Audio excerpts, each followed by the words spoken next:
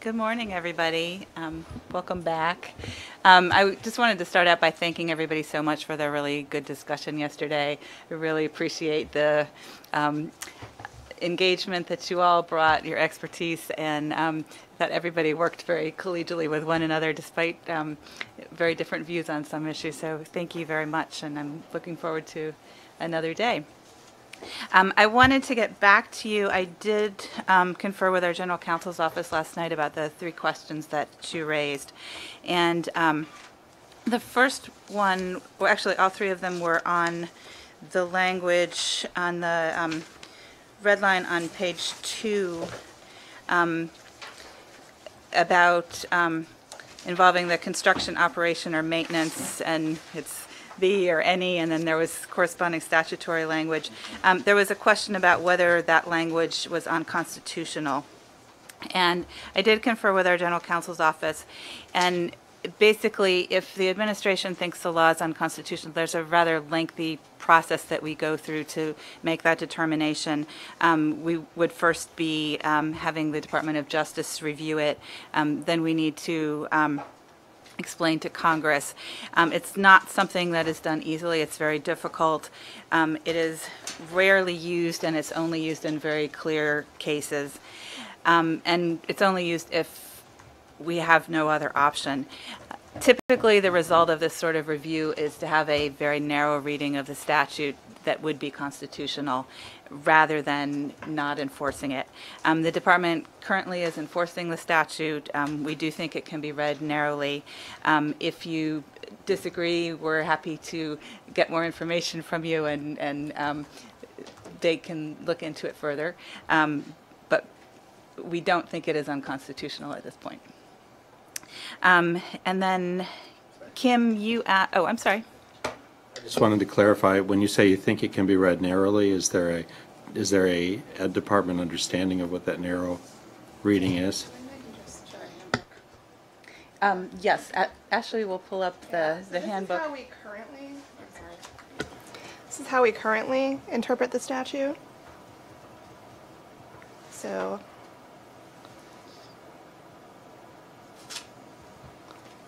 that's our sub-regulatory guidance on the subject. It might be helpful if you read that out loud. Sure. I don't know if everybody can see in the back. Work-study positions must not involve constructing, operating, or maintaining any part of a building used for religious worship or sectarian instruction. In determining whether any FWS employment will violate this restriction, a school should consider the purpose of the part of the facility in which the work will take place and the nature of the work to be performed. For example, if the part of the facility in which the student will work is used for religious worship or sectarian instruction, the work cannot involve the construction, operation, or maintenance or responsibilities. If the part of the facility is not being used for religious worship or sectarian instruction, the school should make sure that any work that the student performs meets general employment conditions and that other limitations are not violated. So it goes on a bit, but that's the heart of it there. I'm sure many of you are very familiar with the handbook, but in case not, this is a rather lengthy document that is meant to be sort of a practical guide for institutions in complying with the statutory and regulatory requirements around the financial aid programs. It's, I think, used by financial aid administrators pretty extensively. I'm looking down at the end of the table. I have a copy in my back pocket. But it's sub-regulatory guidance. It did not go through a regulatory process, but it's our attempt to have common language around the requirements. Does that answer your question? Okay, great.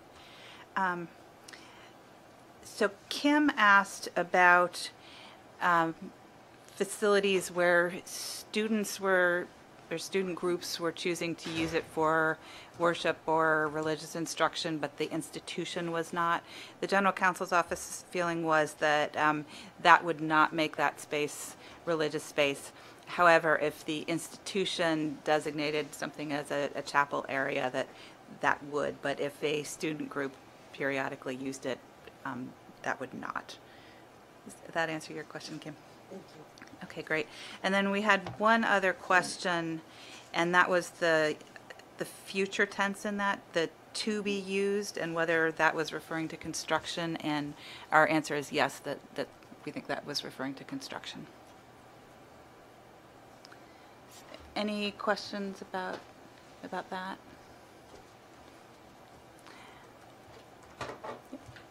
Any information on the list of programs on the deferment issue of related to the We put in a request, I action don't think we have heard back 1973? yet.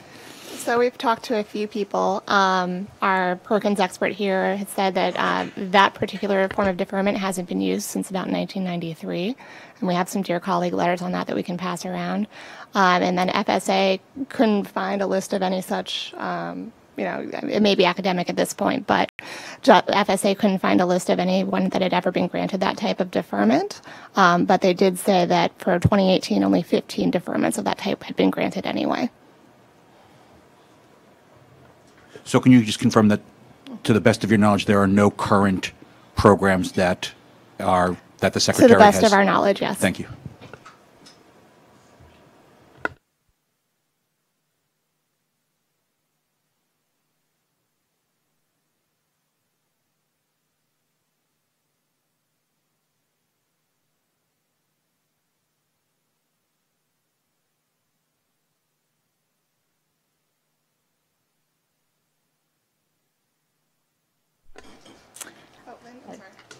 I think I misspoke. It was since 1993 that type of thing had been discontinued, and that it would only apply to loans granted before 1993. So I think I might have misspoken a little bit there.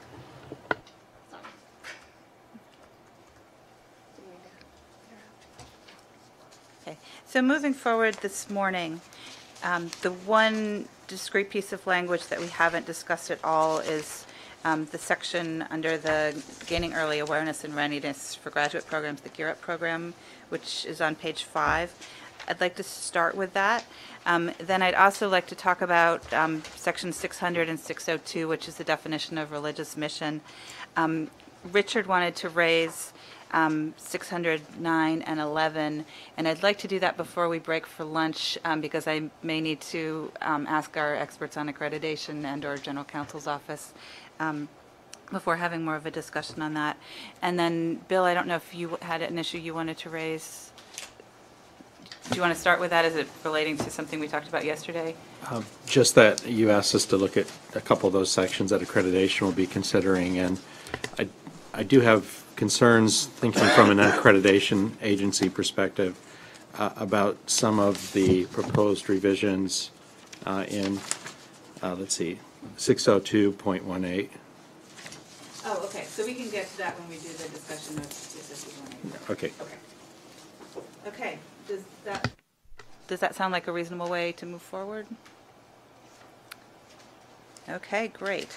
So if everybody could turn to the Gear Up language on page 5 of the red line we were working on yesterday.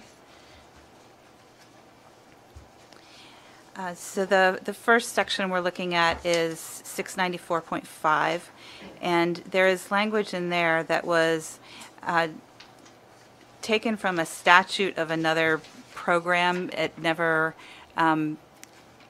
it was not statutory in the Gear Up program at any time, and it was put into these regs. It starts with secular, neutral, and non-ideological services or benefits. This is language. I think I'll give you a very high-level overview of what the Gear Up program is. I know we have one person at least who's very familiar with it, and you can correct me if I say something incorrect. But basically, the Gear Up program is a discretionary grant program where the Department of Ed gives money to either states or partnerships that provide services to a whole grade level of low-income students, and they follow them from the 7th grade through the 12th grade, and in some cases into the first year of college. And they provide a number of different services, from college visits, tutoring, mentoring. It's basically designed to ensure that the students are prepared to go to college, that they go to college, and in some cases are successful in transitioning to the first year of college. Private schools are permitted to participate as part of the partnership or state grants. And there were a couple of provisions that were specifically related to private schools, and that is where this language comes from. And basically, 694.5 talks about what requirements must be met by the partnerships or the states that provide services to private school students under the program's early intervention component. And the language that we have in there now that we are proposing to eliminate says secular, neutral, and non-ideological services or benefits, educational services or other benefits, including materials and equipment provided under the Gear Up by a partnership or state that chooses to provide those services or benefits to students attending private schools must be secular, neutral, and non-ideological. And we are proposing to strike that language. People have reactions to that?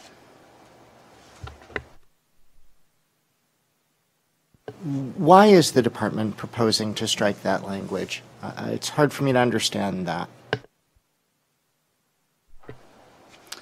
I think we feel it's inconsistent with other similar programs. We don't have similar language in any of the other programs, only in this one. It was originally taken out of a statute from an unrelated program and inserted here. The Establishment Clause is still very much in effect. We just don't feel like you can capture the Establishment Clause in regulation, and that this language is unnecessary. Is the department's position that this is not the law, that this is not the requirement, that the program can provide religious materials, religious instruction, religious benefits? As I mentioned, the Establishment Clause still applies. So under the Establishment Clause, we cannot establish a religion, and so we're Right. not trying to change the Establishment Right. Clause. So what I'm asking you is the department's position that this regulation, as it is written, is incorrect, is not a correct statement of the law? I don't believe so. I think it's just that we feel the language is unnecessary. Okay, and unnecessary because? Partially because it is inconsistent with all of our other programs that have similar missions. We don't have this language in any other, and the Establishment Clause applies to all our programs, that we should be consistent across programs. So what I'm having trouble understanding, I guess, is why, if the department acknowledges that this is the legal requirement that applies to this program as well as all others, and already has this language in the regulation, why would it remove that language when the point of the regulation should be to give guidance to the applicants? They rely on that. They don't go back and read 70 years of Supreme Court cases and interpretations to try to figure out what the law is. It seems like if the department acknowledges, as I take it that it does, that these requirements apply here and everywhere, then it seems like at minimum removing from where it already exists, it seems like a mistake, and seems like it's sending a message to either sending a message to the applicants that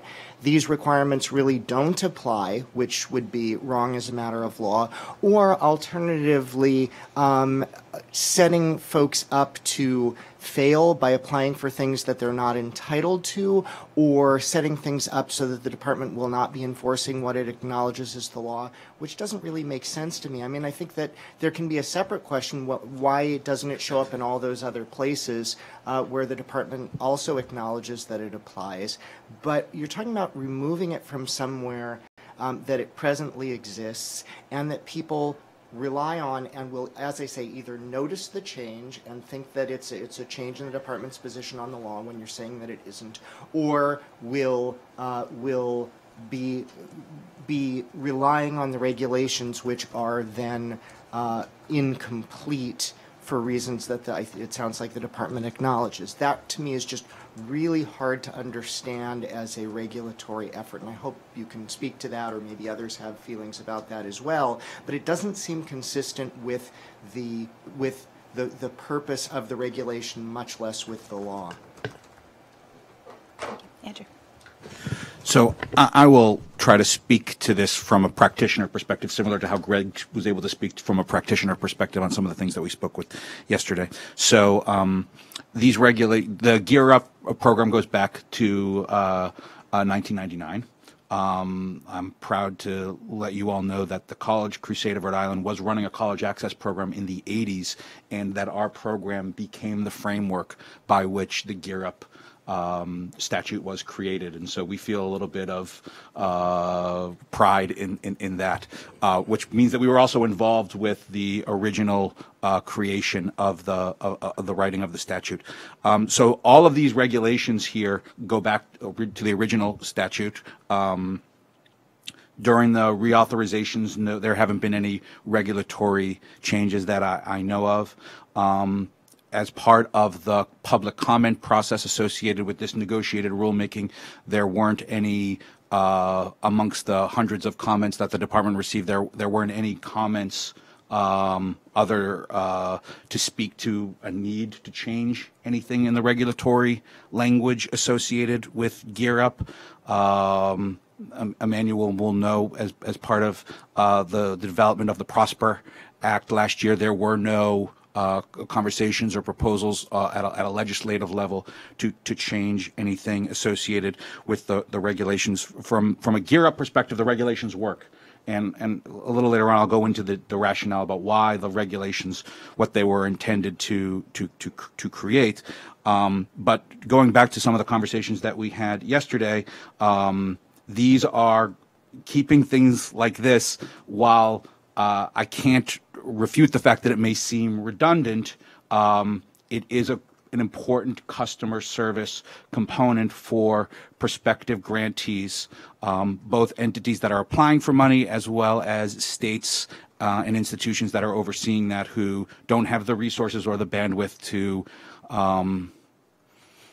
do and say the types of things that Richard just said. So we don't think that there's normally simplification is seen as a good thing. In this particular case, I think that there are some unintended consequences of taking some of this out. It is unusual, for those of you that know, for federal discretionary grant dollars in a K-12 setting to go to private schools. It does happen. There aren't that many programs, but it does happen. Why in Gear Up? First of all, Gear Up is sort of an odd situation in that it's funded through the Higher Education Act, but the vast majority of resources go to fund K-12 settings. So there's always a little bit of toggle back and forth between, is this real? It's sort of a Title I program sort of stuck in Title IV. But the rationale, the intention of why private schools were included in this was the following. The one thing that I think Lynn omitted that was really important is that Gear Up eligibility is based on students being defined as disconnected, which in most cases is defined as qualifying for free and reduced price lunch. So there is an economic threshold by which all students have to participate. Many of you know that students that attend public schools have IEPs or certain needs that can't be met by a particular public school or a school district. And so in that case, there will be out-of-district placements in which school districts will send students to a private school so their needs can be met more appropriately. That is the primary reason why private schools were included as an entity for Gear Up in its conception. The idea was that first-generation low-income students who were most poised to benefit from college access programming could potentially lose access to that by virtue of the fact that because of other conditions associated with other needs, namely an IEP, that they would be moved from a public school to a private school, even though the public school was paying for it. So the original intent was to not for a college access program, not to deny access to students who were sort of following in that situation. There are students right now. about 3% of Gear Up services are provided to private schools. So it is the overwhelming vast majority are in public school settings. There are about 3% of Gear Up schools, Gear Up students that are in a private setting, and they are both in secular private schools as well as faith-based. But as we will talk later on, there are safeguards in place to ensure that those private schools, that the students are receiving the services, but that the private schools themselves are not receiving money. There's obviously an important line in terms of using public education dollars in this setting to supplant private school compensation for teachers, and so those is why those safeguards are in place. I'm happy to answer any questions, but in an overall context, the regulations that we have work, and they seem to work well. There's nothing. There hasn't been any.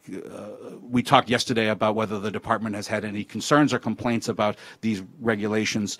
We know of none. From the Gear Up community, there is no indication that what we have isn't working.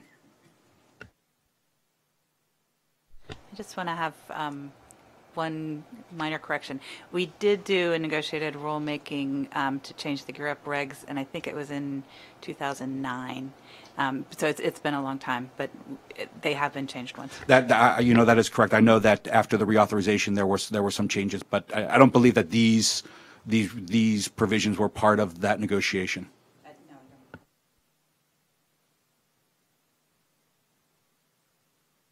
Thank you. Yeah, I think it's an equally valid position that this is, again, a federal benefit that's being withheld from an institution and access to it to students, then again, based on the fact that it's religious in nature, and that concerns me. If that's the only reason there, and I appreciate the background there. It does seem like if it's a college access, first-time college type program, why would the government want to limit that based on something, again, that from an equally valid viewpoint,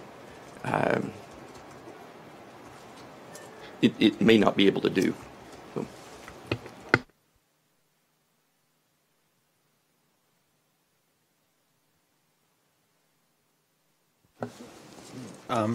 Could you just give me a concrete example of what these services are like? So this program pays for services to students, right? So what would be an example of a service program that would?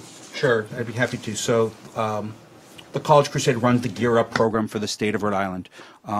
We serve 4,200 students a year from grades 6 through 13. We are an out-of-school program. We have 29 full-time advisors who are our staff, who are placed in middle schools, high schools, and on college campuses. And we provide services and program after school, on Saturdays, during school vacations, and throughout the summer. And those tend to fall in 4 categories: academic enrichment, social and emotional development, career education, and post-secondary preparation. In the middle school, that tends to be a lot of career education, making sure that students are on track when they get to high school, making sure that they pick the right high school for them, which is sometimes easier said than done. Getting middle school students on a college campus is a huge component. It helps them to know and to realize at an early age that there is a seat waiting for them at whatever college they think is right for them.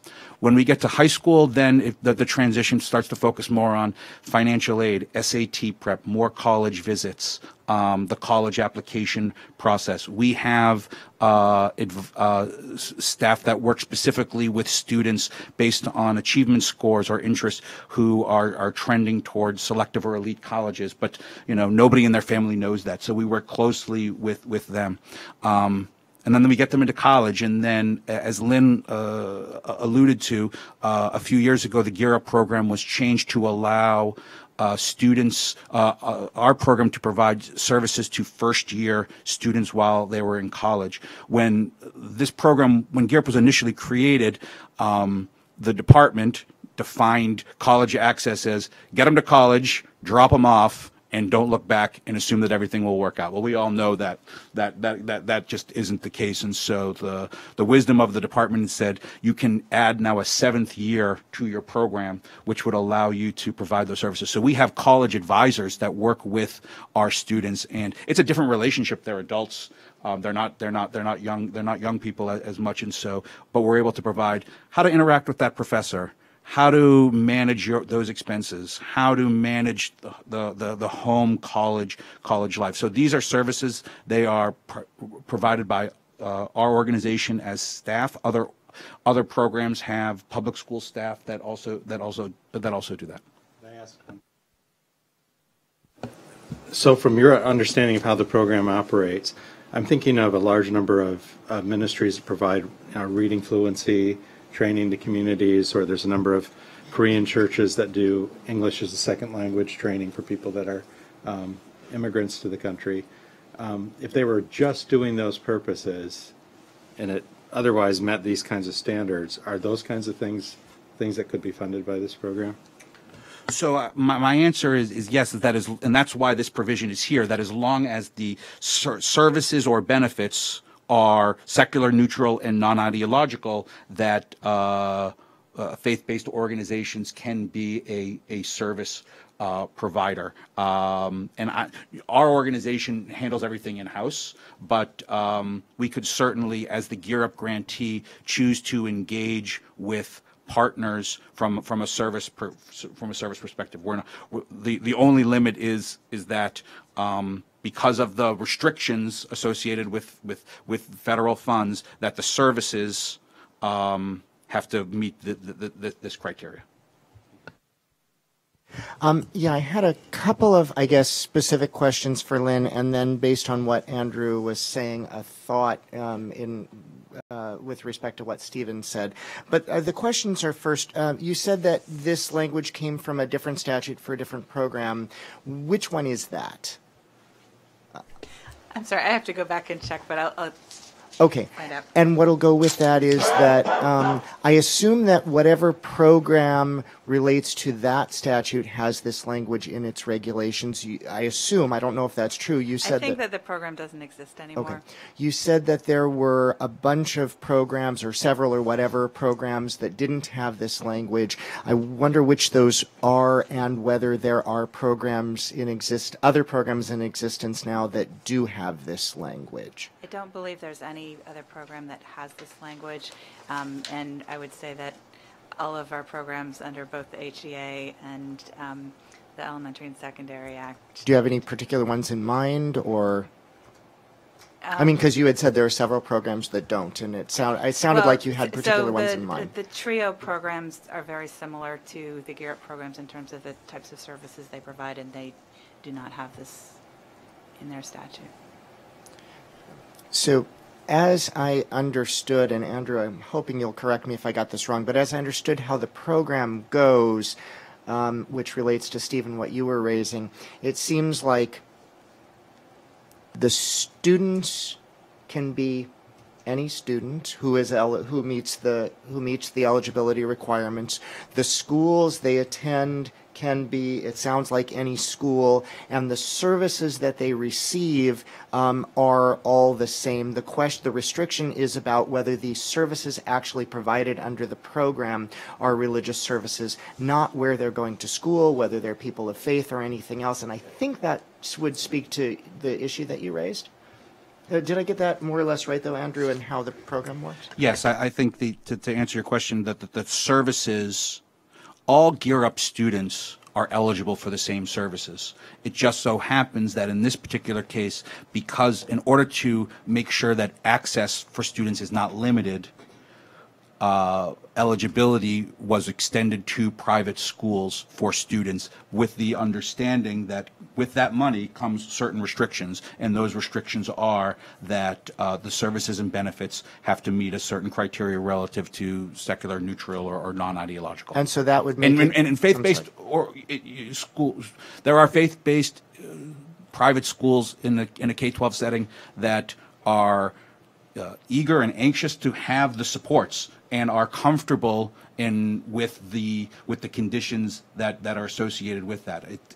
I take phone calls from private schools that serve students with moderate to severe disabilities who are saying, just because our student is now in this school doesn't mean that the dream of college to them needs to be off the table. How can we work together? And I say, unlike most federal programs, I have the flexibility to do that. Let's work together, except that there is one guardrail associated with that, and those institutions, agree.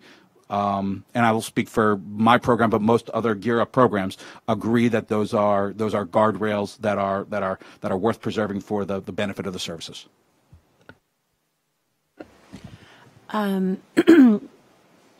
Just to, maybe this is a clarifying question, but as I understand it, these are federal benefits to the students, not to the schools themselves. Is that an accurate way of, because you made it sound as though the benefits, the money doesn't go to the schools, it's about paying for benefits that directly go to the students, and that would speak to your position. The money doesn't go to the students, though. Yeah. There's two different types of grants. One are state grants, and the money goes to the state, and the state determines, most of the states have the money flow through other organizations to provide the services. There's also partnership grants where the money would either go to an institution of higher education or an LEA, and the partnership has to have both an LEA and institution of higher education, and I think 2 other partners, which can be a whole variety of things from businesses to nonprofits. But the money flows to the fiscal agent, which either needs to be an LEA or an IHE, and the fiscal agent can then send money through other organizations to provide benefits to the students. But the students aren't ever getting money, they're getting services. Yeah, I think that much I was clear on, but it felt like there is a meaningful distinction between, is this a federally provided benefit to the student, or is this a federally provided benefit to a school? It felt like a material distinction. I mean, I think the goal of the program is obviously to prepare students to go to college, not to support IHEs or states or LEAs. So to answer your question, so they're actually, the Gear Up program also provides the opportunity for students to receive a scholarship when they get to college. It's a big component. We like to say that, students sign up for the program, parents sign up for the scholarship. And the scholarship can be, at the case of the College Crusade, the scholarship, because we've been doing this for a long time and we have other funds in addition to federal funds. Our scholarship it's a last dollar scholarship to cover up to estimated cost of attendance, up to $4,500 a year for 4 years. And so when you take a student that has a full Pell, 95% of our students are full Pell, when you have a full Pell student plus a $4,500 scholarship and they're going to an in-state institution, that covers all tuition and fees, books. It's a real thing. But to answer your question, in terms of the performance objectives and when we report back to the department, they don't ask us how many schools we're serving. They ask us how many students we are serving. And so, in one way, it's sort of yes and no, Haven. The metric by which we have to serve a certain number of students, and that's where we measure. But with the exception of no, I shouldn't say that. The students get a scholarship, which is obviously a benefit to them. And from an adequacy of resources perspective, the department is very interested in knowing how much we are spending per student in order to receive the services. But it's not, I wouldn't put this in the same category as this is not considered federal financial aid, that this is not money that goes to students. The students receive the services and benefits. And they, regardless of what school they attend, they're getting similar services and benefits.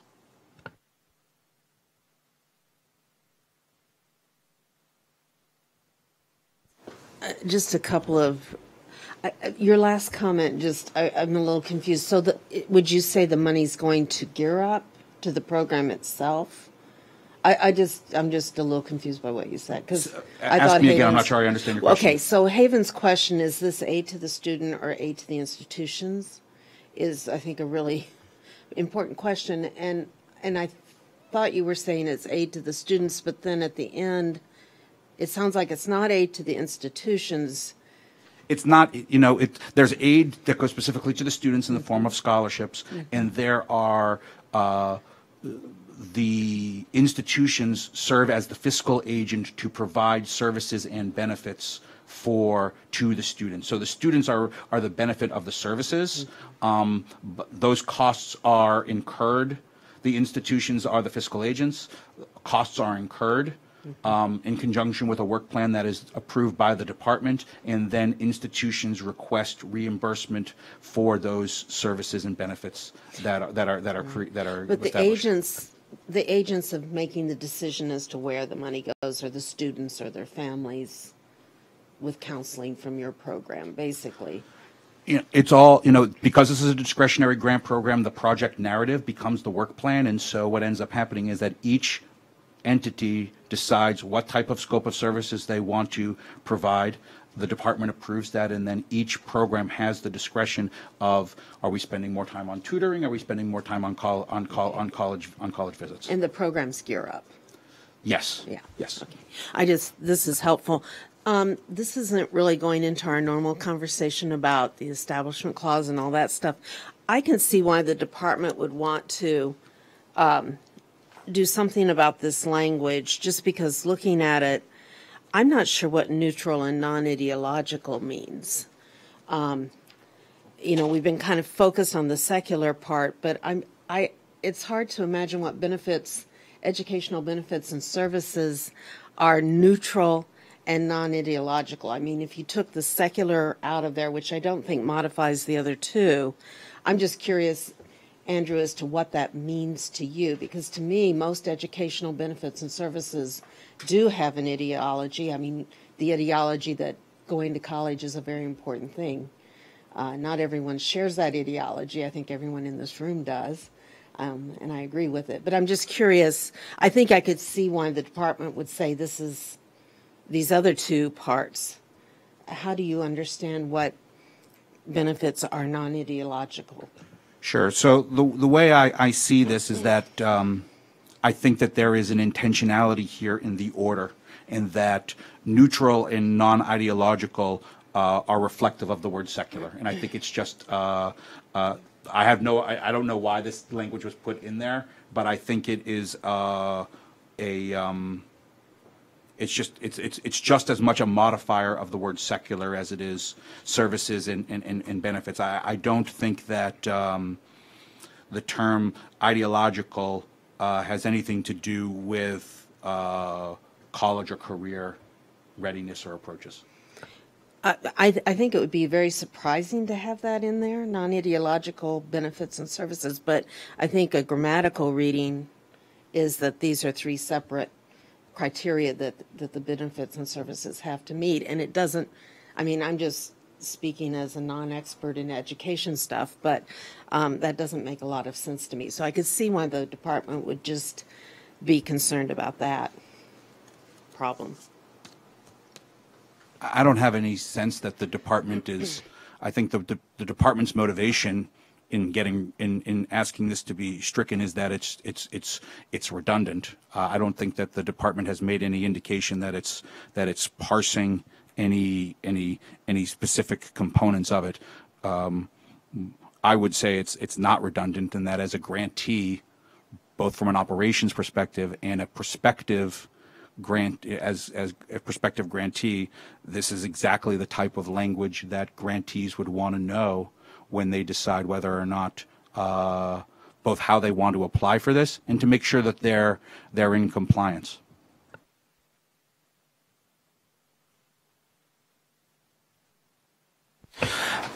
I just wanted to add to this conversation that this language that we are reviewing is not uncommon in the sense it is in the Elementary and Secondary Education Act 1965, which is Public Law 8910. and the language does read for participation by private school children and teachers that educational services or other benefits, including materials and equipment provided under this section, shall be secular, neutral, and non-ideological. So it is in other statutes.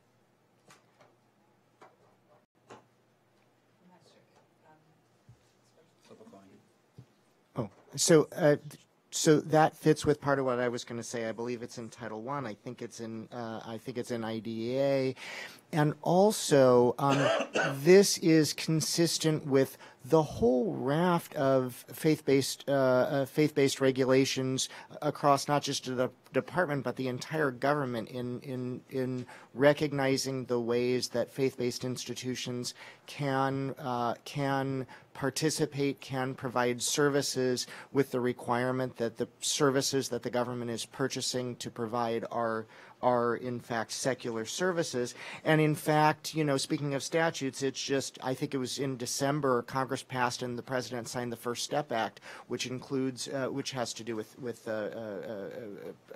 prison programs, educational training programs, includes precisely the same kind of protection. So again, it seems like this is ordinary, well understood, all of a piece with things that are that fit with everything going on throughout the government, and really important for the folks who are applying for these grants or administering these grants, or the officers providing the programs, all to understand, so that they are complying with the law, and nothing unusual about it.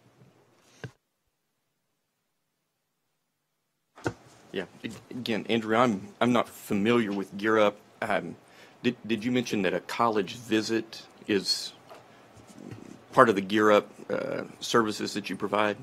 Yes. So we take students on college visits in middle school and high school. We also do college visits with students and parents, which is also a different perspective. And those college visits are to all different types of colleges and universities within our region.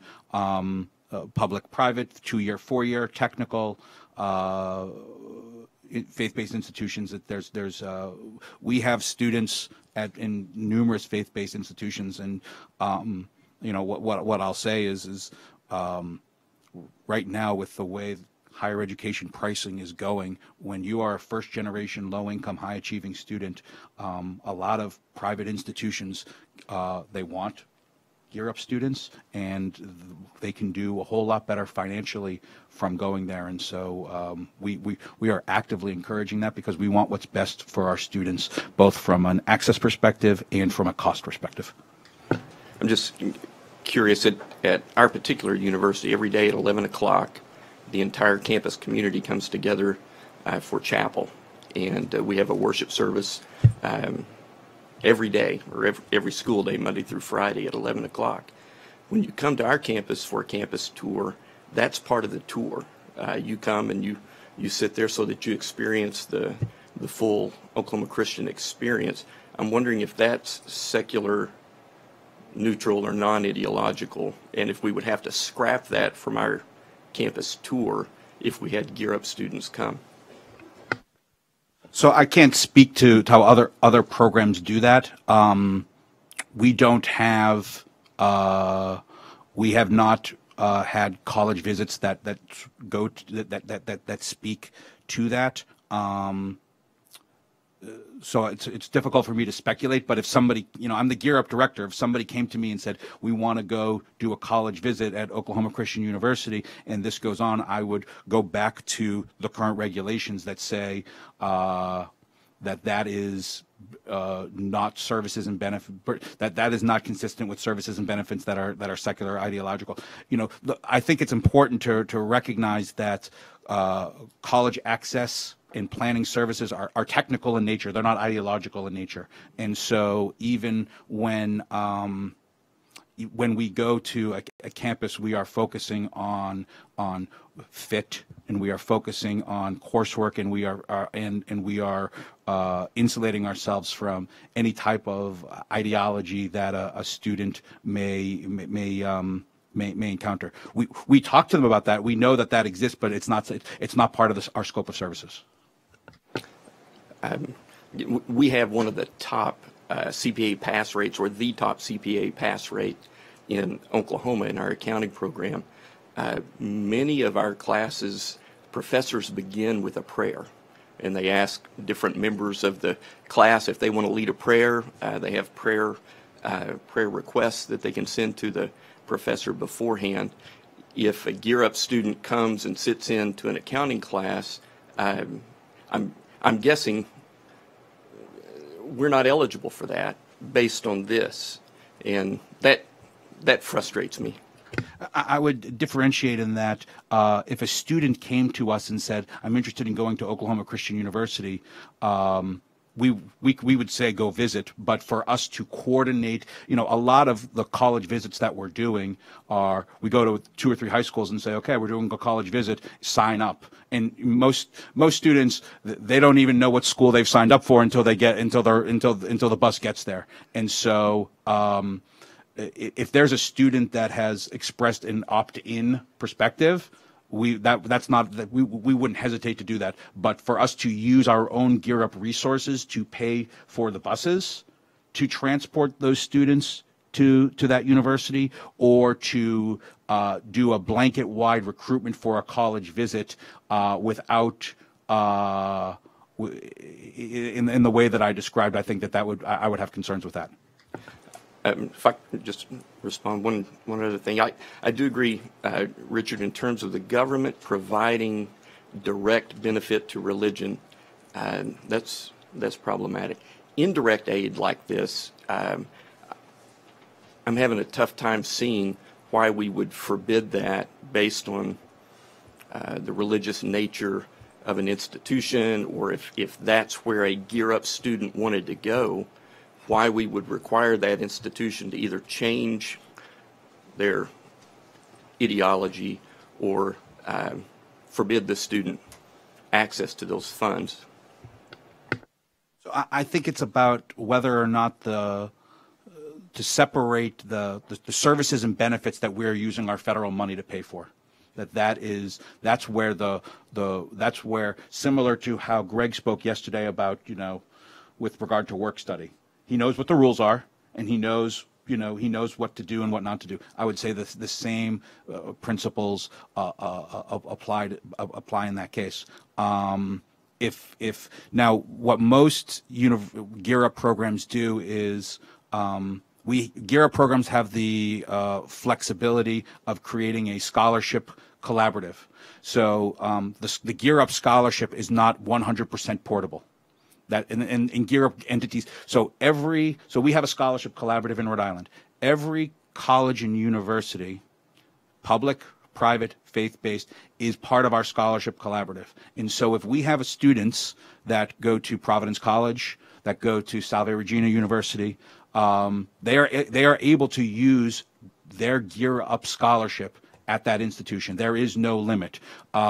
If there was an Oklahoma Christian University in Rhode Island, there would be no reason for us to. The policy is that every college and university in Rhode Island, if they want to be a part of it, can. And so there is no limitation in terms of, there is no restriction in access in terms of what students choose to pursue from an institute of higher education.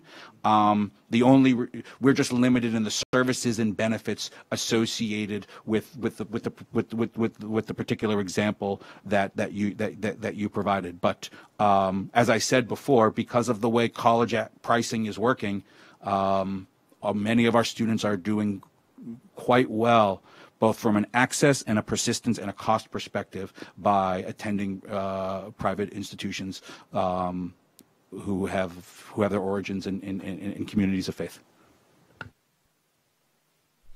So one other aspect of the Gear Up program that we didn't mention earlier is that there is a matching requirement. So for every federal dollar, the grantees need to have a matching dollar, which can come from a number of different organizations. It could come from a state. It could come from the institutions of higher education, it could come from the schools that are participating, it can come from businesses, and it can also come from religious organizations. And there's some specific language in the statute that I think may be relevant to this that Ashley can pull up. So this is statutory language around the matching requirement.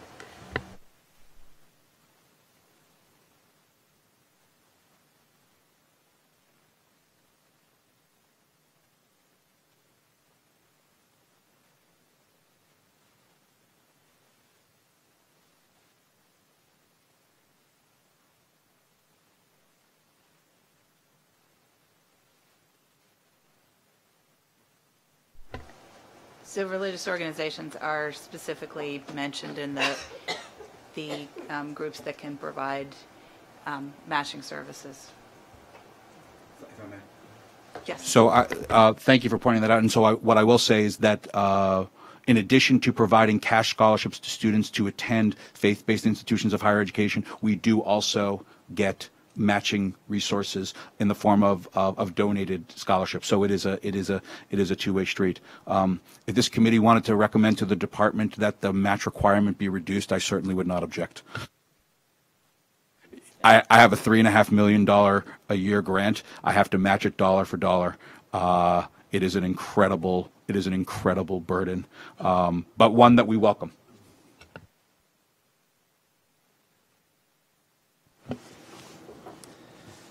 So I'm glad this program exists.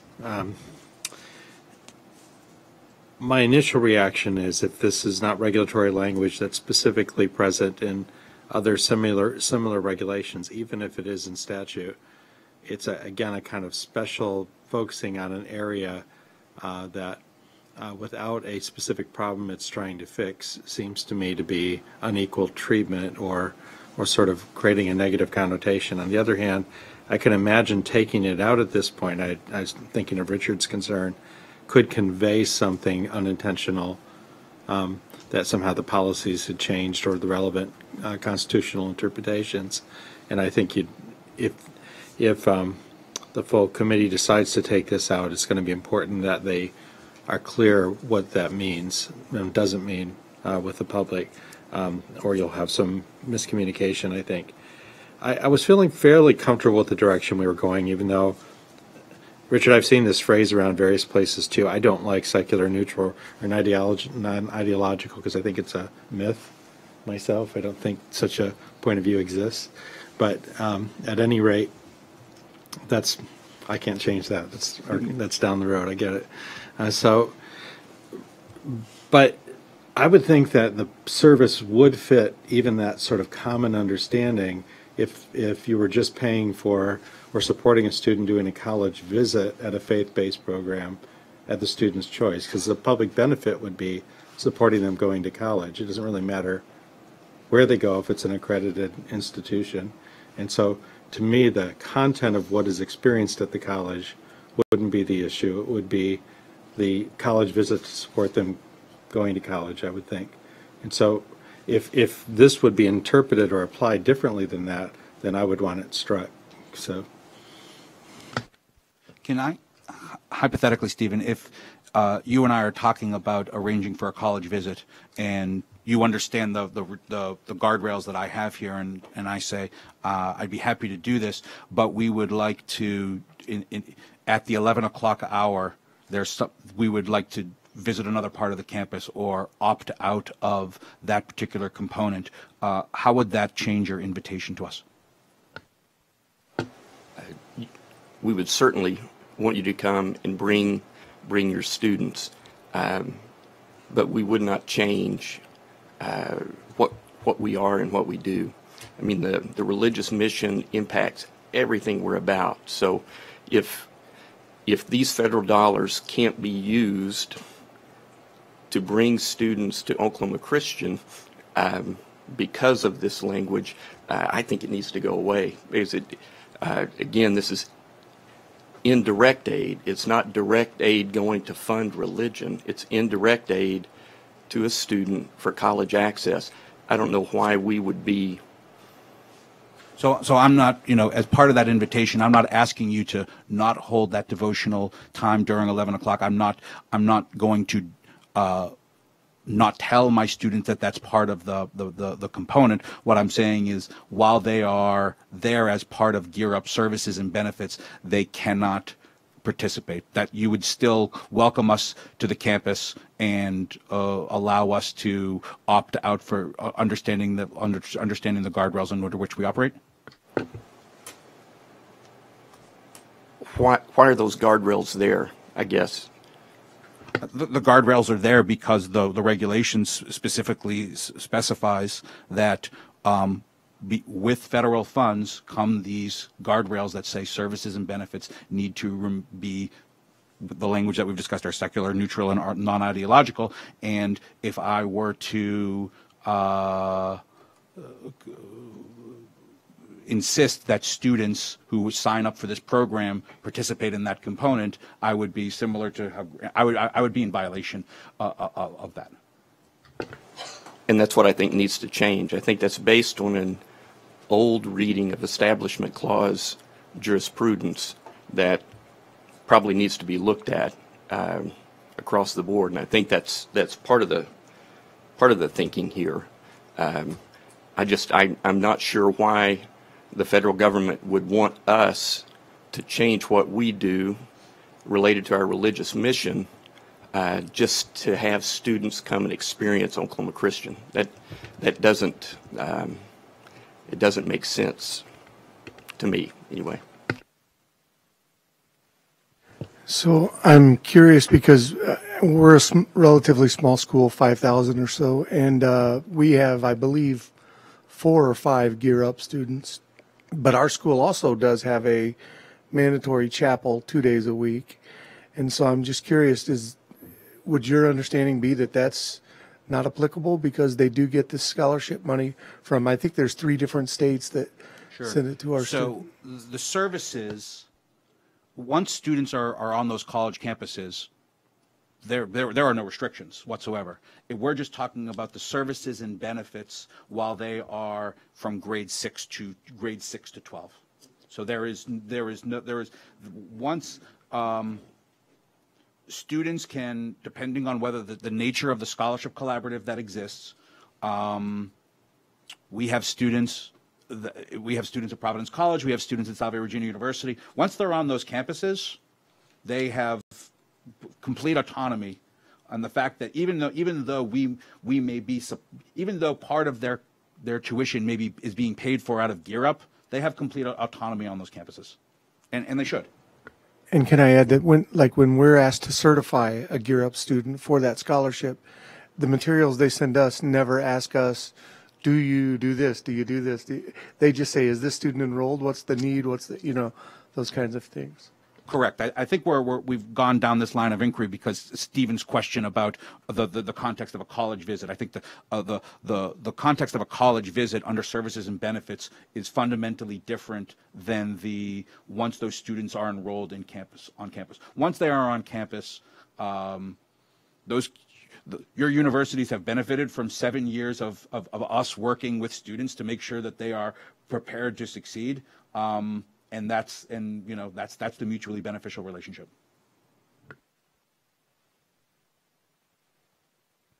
Yeah, I wanted to make sure that I understand the details of the program and something related to what, Greg, you were asking about, because I gather that, so Andrew has just told us that when the students are on campus, they get the scholarship, they are like any other student in what they do, how they participate, what the requirements of the university are, and all of that stuff.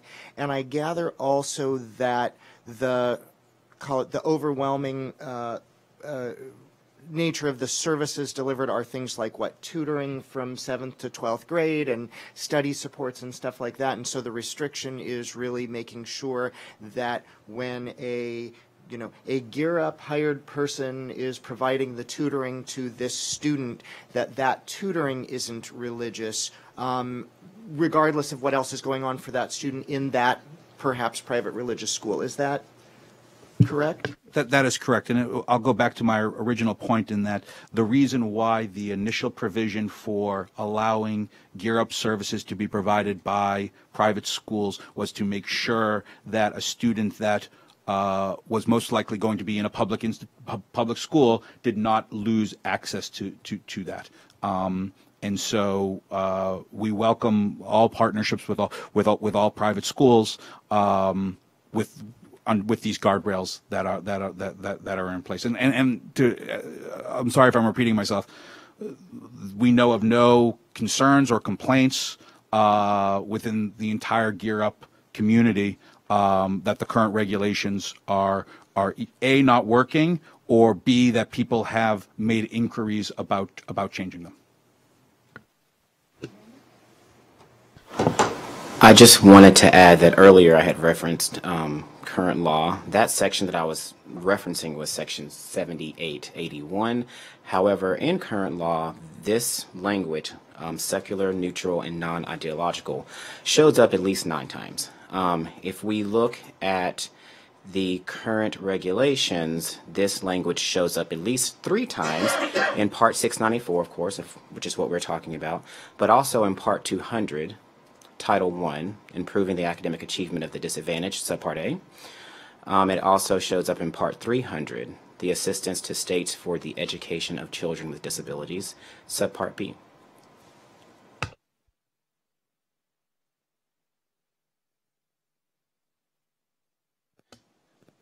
So I would think, I understand your caution around the college visits, but if I think of the purpose of a college visit, to demystify it, to connect a young person to a college environment, to help them visualize themselves being there, to facilitate that likelihood of successful college entrance.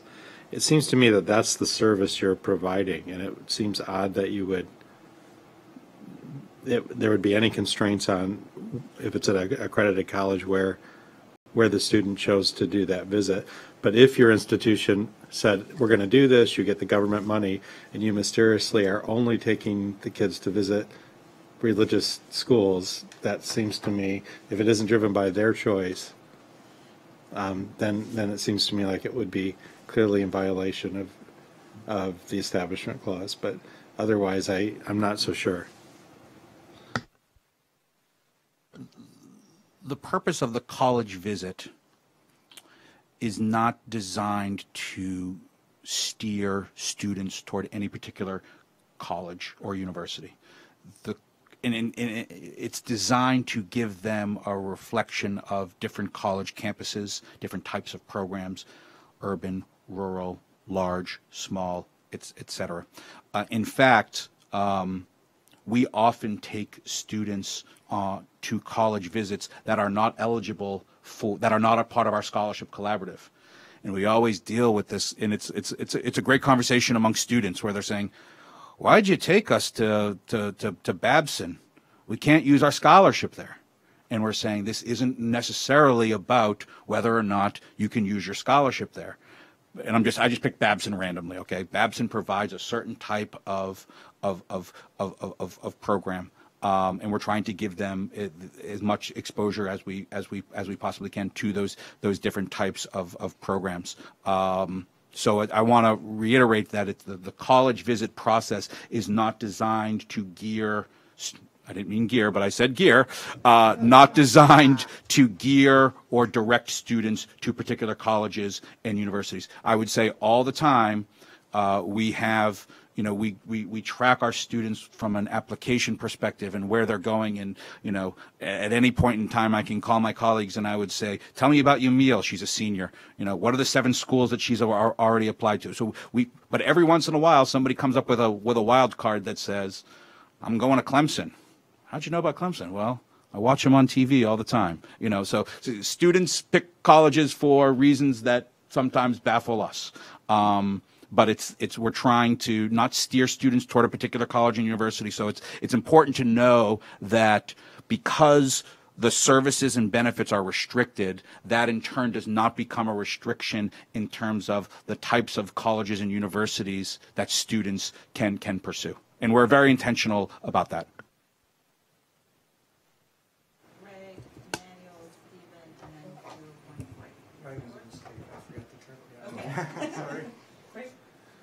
This is more of a question for Andrew. You've done a very good job explaining the Gear Up. Thank you.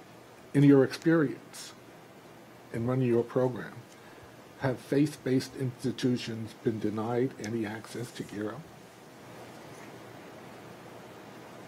Can you clarify, is overall or in? You said it before, this is not a benefit being taken away from someone. Is that true? My understanding is that no faith-based institution has been, no, so that no benefits are being denied to faith-based institutions of higher education. And it's also my understanding that faith-based secondary schools that in which Gear Up students are not being denied any types of accesses. They understand the relationship that the provisions that come with accepting the federal money to provide those services. Thank you. Based on what he has said in the presentation he has made, I don't see any need to strike this language.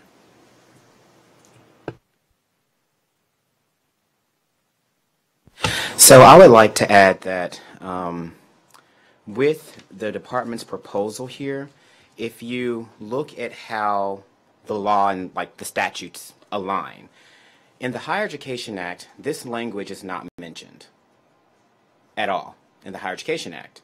The department chose to put it in the regulations. If we look at this language when it is mentioned in the other sections that I identified earlier, and I can give you the section numbers too if you need that. But if we look at that, that language is in law as well. So it makes sense that the department would have put that language in the regulation because it's in the statute. But the simple fact that this language is in this particular regulation, how does that align if it's not currently in the HEA?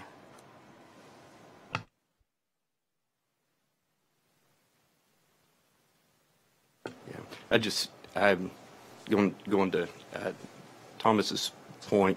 It's maybe not a benefit that's being withheld, but if, as you said, if we don't allow the campus tour to be modified, if we don't change our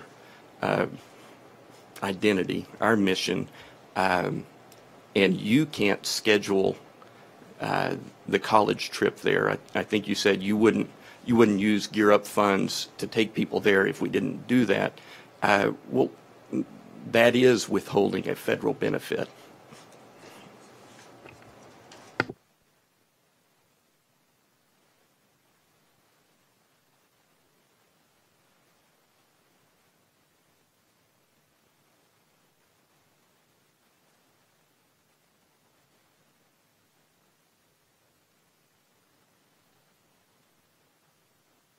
The benefit is for the student, not for the university.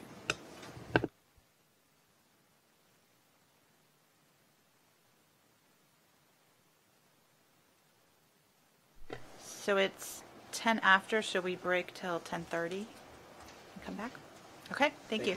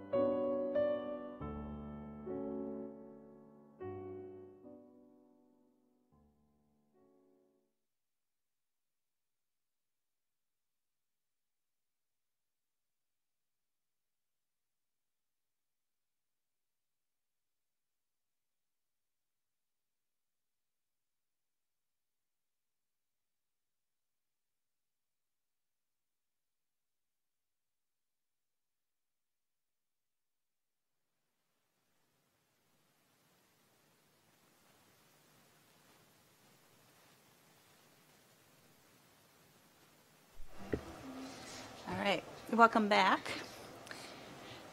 Andrew. Just wanted to, just a couple of clarifications that, and there was a little bit of conversation in the break. So, in terms of the regulations here, it's these regulations mimic Title I. Because of the services that are provided to the students at a particular age that they are. And so these regulations are here, even though there may not be in other HEA provisions, they're here because the congressional intent in establishing the Gear Up regulations were to make sure that the regulations mirrored both Title I and IDEA, to make sure that there was a consistency in middle schools and high schools, that they weren't being asked to follow some regulations with regard to Title I and IDEA and other regulations with, and so there's an intentionality in sort of trying to have consistency, and that's one of the sort of the oddities of having Gear Up as part of Title IV. Thomas? Oh. I just wanted to clarify that this language is not part of the HEA, and we feel as if the language is confusing. It's not clear what non-ideological means, and that could be read in a way that is broader than the Establishment Clause. And there is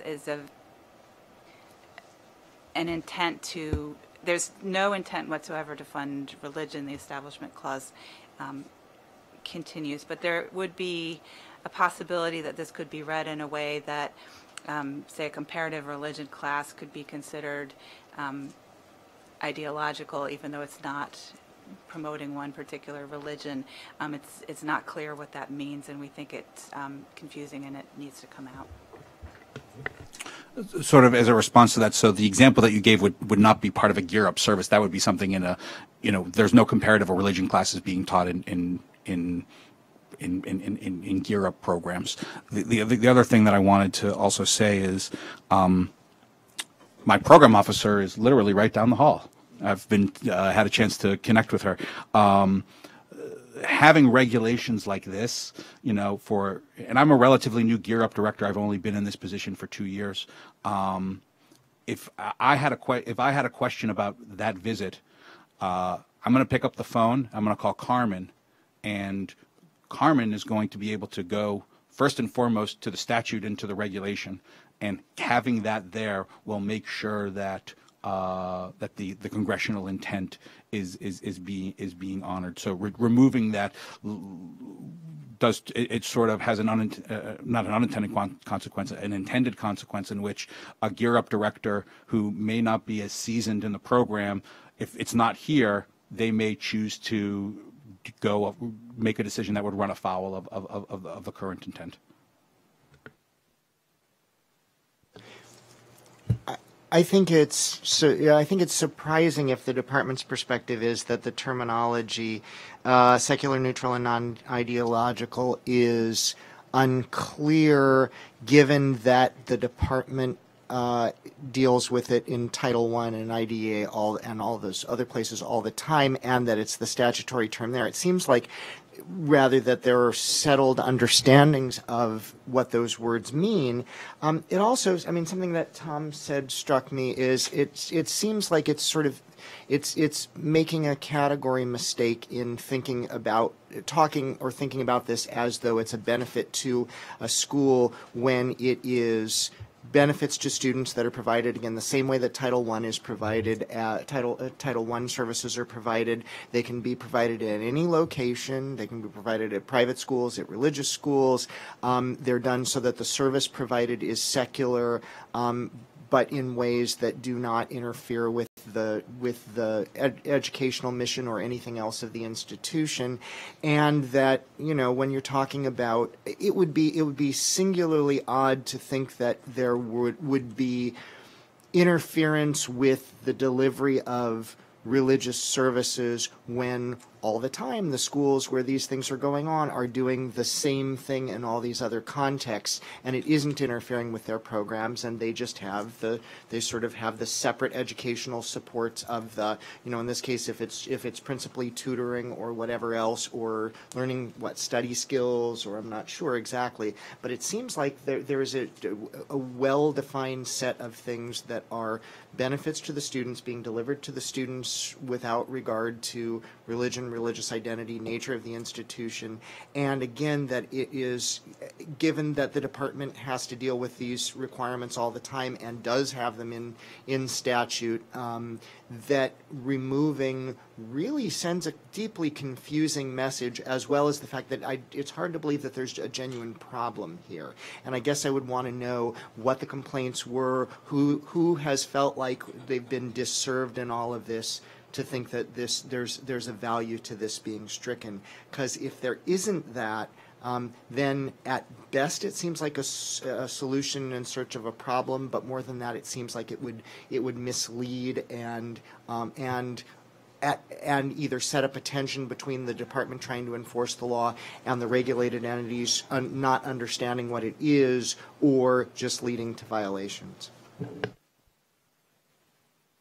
So for the purposes of just, thinking through this holistically, I would say there's an argument to be had of why the department included this language here in the first place.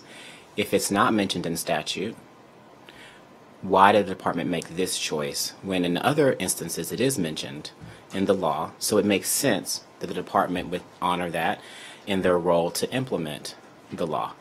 In this case, however, I do understand, Andrew, what you were saying earlier with intent, but at the same time, I think that that's a conversation that could be had. So it could be that the department should have never done this in the first place, and now they're trying to correct something that they should have never done and align it properly. Or it could be the flip side, that the department chose, because this language existed in law, in other regulations for consistency purposes, because it's dealing with students attending private school, which is the same in other aspects, that it should apply here, which is questionable as well.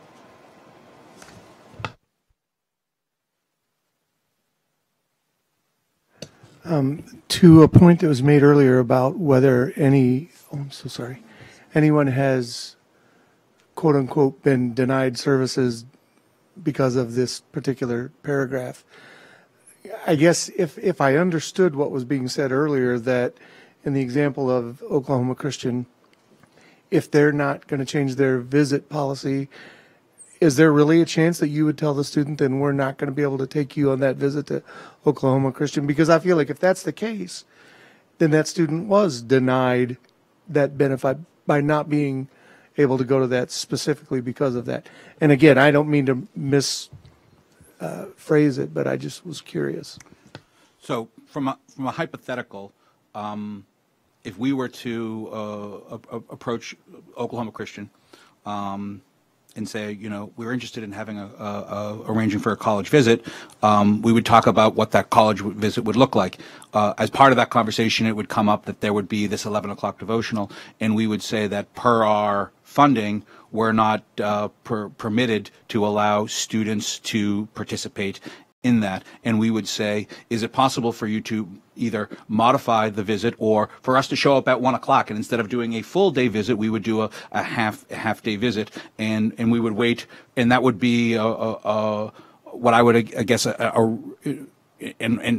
reasonable accommodation in order to allow students to see and visit and experience the university, understanding that there is something that is being withheld.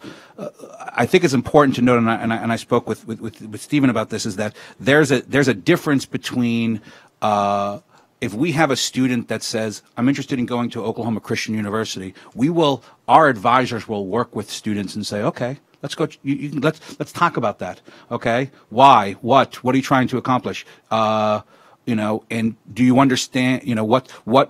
where is the goodness of fit in there? So we will be able to have that conversation and talk about that. That's different. On a one-on-one student advising perspective, we would do that for any school regardless. The difference is when we have students that have to sign up for a college visit and have to meet that requirement, for them to go to a visit that includes a component that is in violation of both the regulation and the congressional intent. That's where we would have an issue. But we do that all the time, where we have students, first generation students, immigrant students, who are looking at colleges and universities. So for example, Brandeis University is, an hour from where we are, and we have students that go to, that want to look at Brandeis, and we said, and we take them on visits to Brandeis. There is no component of that. And then, there's a conversation about, how do you think that because remember, one of our objectives is persistence. We are graded by the department on whether our students, not whether they just get to college, but whether they persist. It's one of our Gear Up objectives. And so it is an incumbent upon us to make sure that students know the overall situation that they are walking into from that campus, because if they decide that they don't want to return, it reflects bad. It could impact our funding. And so having a conversation about how a student is going to fit in, feel, and that can be whether there's a religious or faith-based component to it. It could be whether or not a student of color is ever going to see a faculty member of color in their 4-year experience.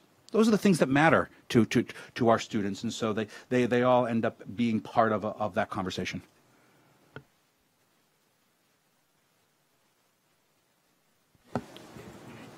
So your explanations are really helpful, but actually that you would see this language as stopping a student from visiting their program because of the integrated religious nature of all of the curriculum. They'd have to present a truncated view of the college experience for a student to encounter it, raises my most concern about this language, because I don't read it as interpreting it the way you do, and yet you're the expert on this program.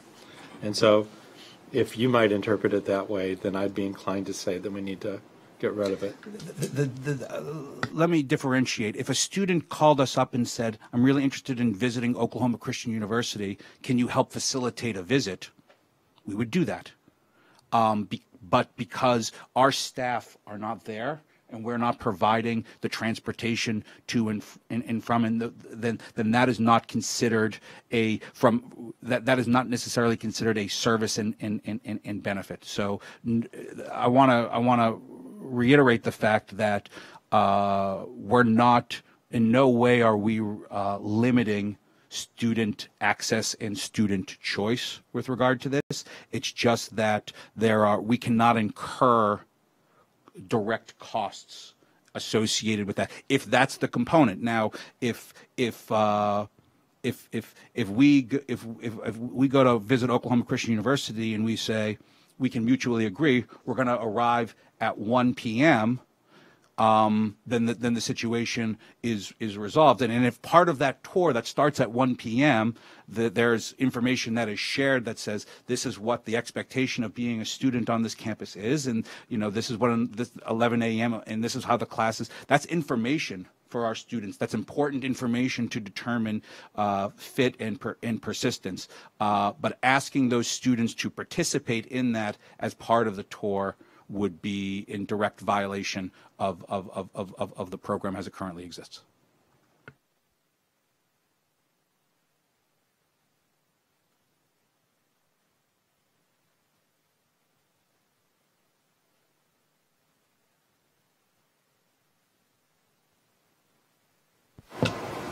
So I just wanted to say that all of my comments that I've made so far are not me taking a position per se, but it's just me trying to understand from a drafting standpoint the rationale for the removal. And once again, as I repeat myself, but from a drafting standpoint and just language in general, it seems like I do understand why the department would consider this proposal. But from the simple fact that this language has been here for who knows how long, and that you have eligible entities who have applied to be a part of GEAR and who have been granted that permission and who have carried out these programs, have operated under regulations with an understanding of such a removal would potentially signify a change in the department's position. So that's very true too. So I feel like I'm a little torn with both of those competing aspects.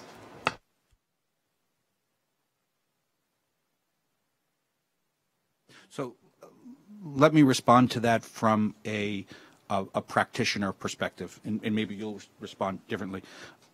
If the deletion is that the department is proposing because it's technical in nature, because, you know, as it says here, it's redundant to the Establishment Clause. I think I've provided important evidence and examples of why that potential deletion, regardless of what you just, you know, what the department is intending to do, why from an on-the-ground practitioner perspective, that deletion could create concerns and problems from a day-to-day operations perspective. Yeah, I've been thinking about this puzzle on college visits, which, you know, I take it to be that it sounds like a tiny portion of the program, but a thing, right? But from what Andrew has told us, the point of the college visit is to have the students see, and you tell me if I get this wrong, have the students see what it is to be on a college campus, to have that sort of knowledge and experience. It's not about selling the schools or anything else. And the thing that occurs to me is he's said that he arranges trips to religious universities as well as to, I guess, public and private secular ones. And that the puzzle that I think maybe you're dealing with is if the government program sets up and says, if you want to see a college campus, show up at this bus at 9 a.m. and we're going to take you someplace. And then they show up, and going to chapel is part of that program. Or they say, if you want to go to this program, you're going to have to go to chapel because that happens to be what this university requires. Then it's actually coercive on the students, because it's making the students either undertake the religious exercise of attending that service or forego going on the college visit, and if that's a requirement of the program, then not fulfilling the requirements of the program. That seems like a real problem to me. That's again, because this is about the students, both the students' best interests under the program and the rights of the students. The risk of coercing the students seems to be what as Andrew has described us, this sort of very small limitation is getting to, and I don't want to lose sight of that.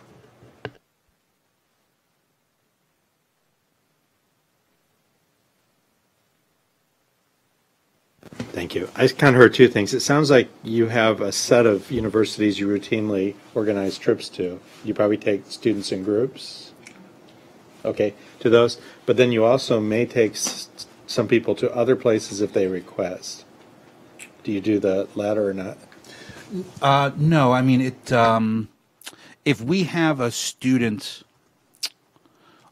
let me give you a real life example. So 2 years ago, we had a young woman from Woonsocket High School who got into the University of Rhode Island, and she also got into Case Western Reserve in Cleveland. And she found out through about Case Western because our advisor had been an alum there, you know, these types of things. The young woman's mother had been recovering from a chronic illness, and the mother said, well, of course you're going to the University of Rhode Island. If I get sick again, blah, blah, you know, how, you know, and a lot of times, and I think I said this to Kimberly at the break, we have families, you know, these are first generation immigrant families. A mom will say to me, you know, my daughter can go to college anywhere she wants as long as it's in Rhode Island. And so we're trying to expand those geographic boundaries, and so it was a full ride to Case Western, and so we used some money, and we flew the mother and the daughter out to Cleveland. They'd never been on an airplane, at least the daughter hadn't, and the mother came back and said, I cannot not let my daughter take advantage of this opportunity. I don't think I would have thought that going there, but they, you know, they saw what the, you know, and they saw those resources, and you know, the great thing about students is they're really intelligent and smart, and so when they're walking around a campus, they get a vibe for what's there by the build. They don't have to participate in the devotional to see the buildings and to see the language. They can observe that through their own, and they also do their research on their own. They're on these things all the time. So it's not like we are withholding any information. It's just that we can't sponsor that. But to answer your question, there are certain cases where if a student wants to visit a particular college or university, we can make arrangements. You know, especially if somebody's already gotten in and they're making a promise. If somebody says, you know, hey, I'm really interested in going to Stanford, visiting Stanford, we can't. We just don't have the resources to do that. If I could follow up then, but someone could set up a Gear Up program where it's all about, within reason, you may not be able to fly someone to the other side of the world, but taking them to colleges they want to visit. So it's a student choice kind of thing. Is that possible with this program? It ultimately comes down to resources. It's a resource question, and you know, we have advisors that will say. So here, let me give you a good example. So you're all familiar with what are called fly-in programs, in which students that are in high school, juniors and seniors, they have the opportunity to go visit a college or a university for a weekend or a few days to sort of experience it. It's a great way for first-generation low-income immigrant students. You know, we'll have I think next year we're going to have a student go to the fly-in at Carleton College in Minnesota. You know, a student from Central Falls, Rhode Island, to go to Carleton is first of all, I think it's a great experience, but it's also, so they're able to sort of do that. So we can facilitate those types of programs. It ultimately comes down to resources, though. So that just seems like a different issue to me. So I can imagine a program having concerns about having on your standard menu a trip where you take people to a place where they're going to engage in a particular sectarian religious practice. But if it's a student-driven choice, it seems like the generic secular benefit is that they're the college visit, and that doesn't seem like, to me, this language should limit it where it happens or what's going on Bill, there. I wanted to respond to your question a little bit. The Gear Up program, the college visits is an allowable activity to spend federal funds or to have matching contributions. There is no requirement that Gear Up grantees do it, and if they choose to do it, they can do it. There's a lot of flexibility in how they do it. So it's really helpful to have someone who's actually on the ground explaining how they do it, but the Rhode Island model doesn't have to be the same as what other grantees, yes. Yeah, I just wanted to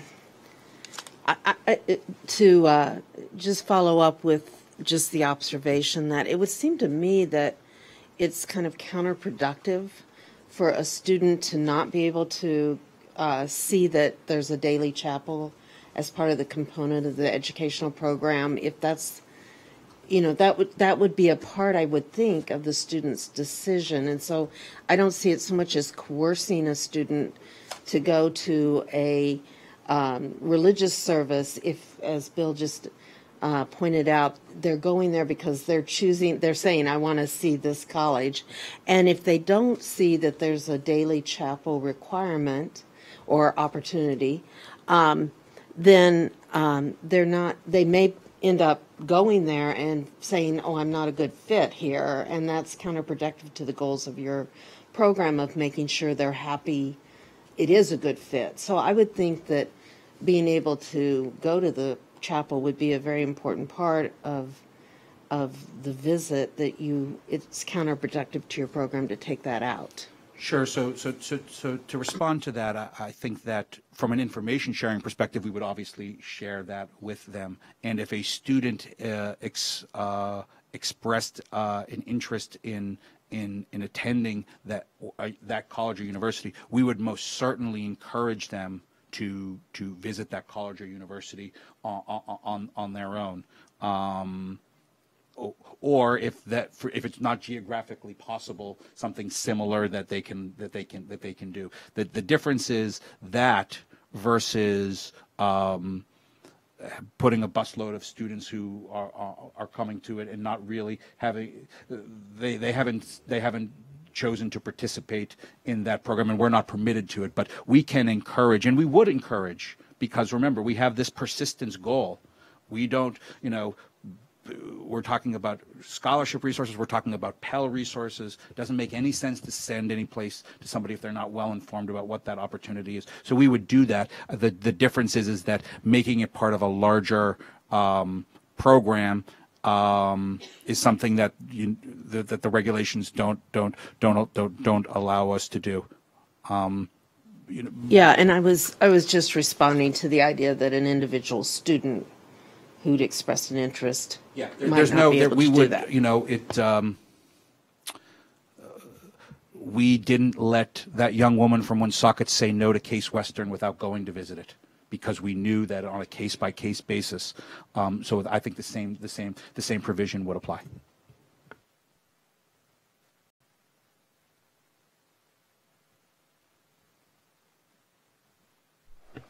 Just wanted to throw out something for thought.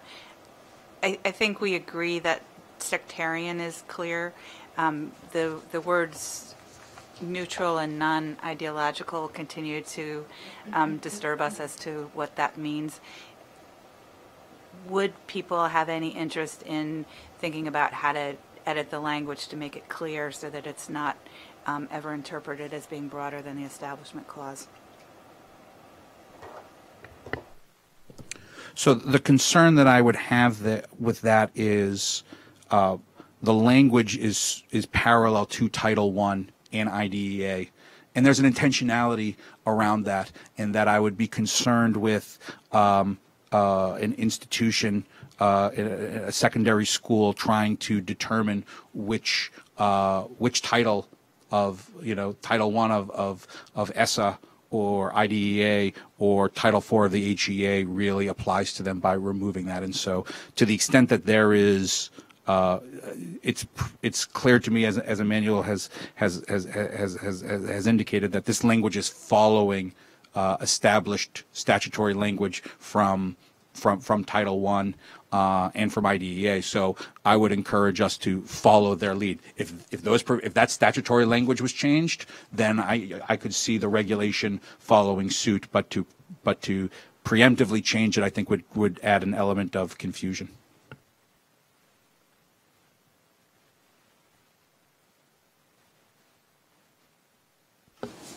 So I would echo a similar thought. So I would rather delete it or leave it. But if we leave it, I would, maybe similar to something I said yesterday, I would recommend maybe a guidance clarification that this doesn't preclude faith-based entities from receiving these funds as long as it meets the requirements of the regulations and relevant law.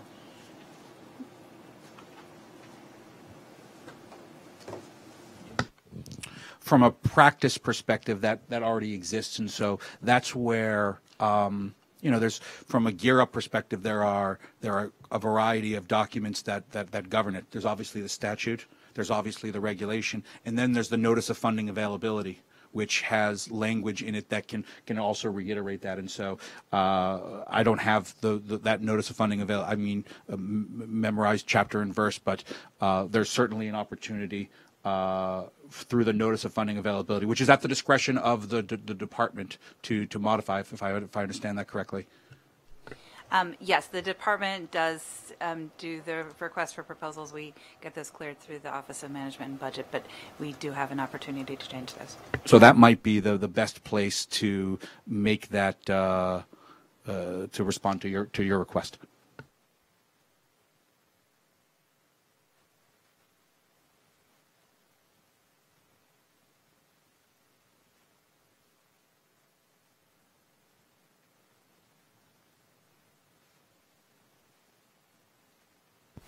I just want to add that I concur with Bill's comments in the sense that I think we either keep it as is or delete it. just given the language already being used currently in law, and it would be confusing, I think, to Andrew's statement that if it was worded differently, that could be a little confusing.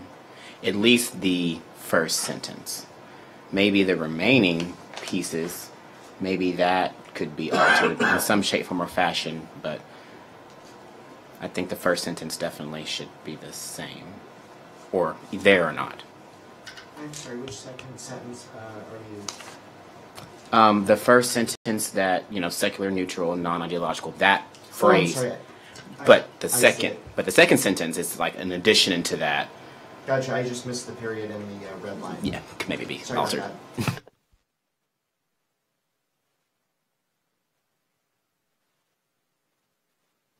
Do people have further thoughts about whether it should be deleted or kept?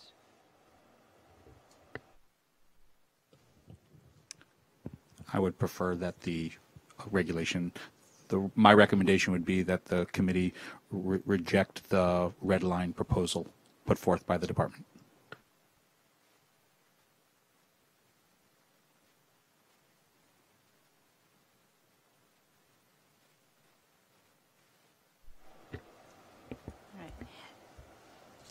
So I think that we are ready to move on to the next provision in Gear Up.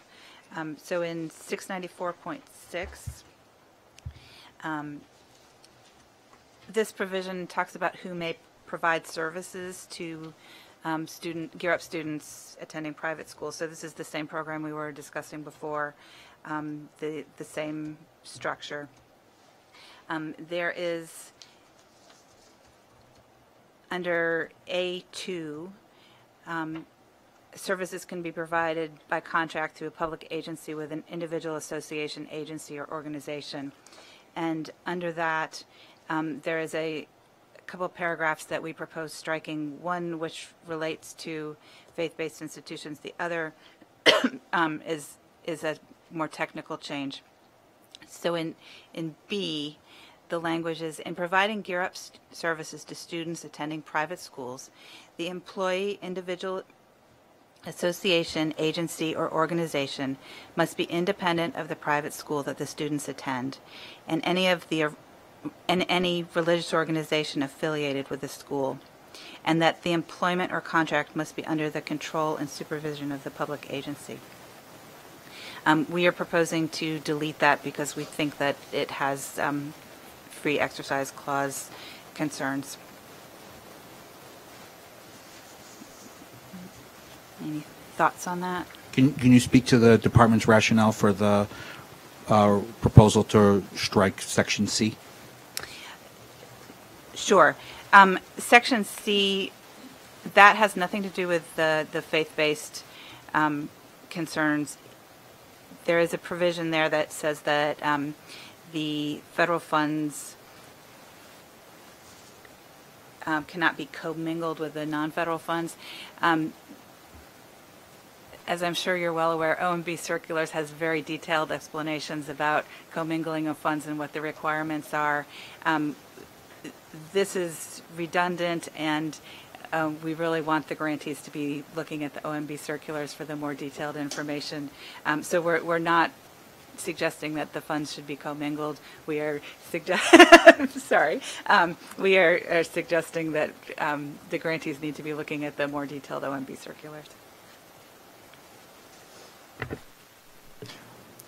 Just a quick thought on C, and then I mostly wanted to talk about B, but the quick thought on C is then, rather than striking, wouldn't it make sense to refer the, unless it's done someplace else, refer folks to the more detailed regulations that you have in mind, as opposed to not pointing them out? I don't know if that's going on someplace else. So the OMB Circulars apply to all of our programs, and when the grantees receive money from us, it is very explicit that they need to follow a number of different things, including the OMB Circulars. So they are aware of that. It's always in our application packages. It's also in the, when they agree to take on the funds, they agree to follow the OMB Circulars. It's not typically mentioned in our regulations. On B, I think that there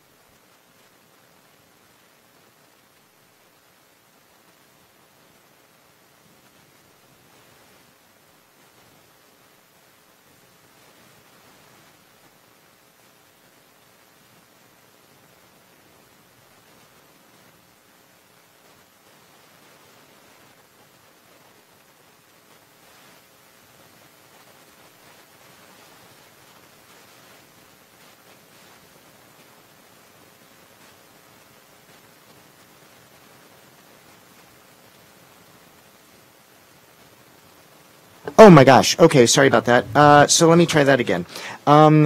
In providing Gear Up services to students attending private schools, the employee, individual, association, agency, or organization must be independent of the private school that the students attend.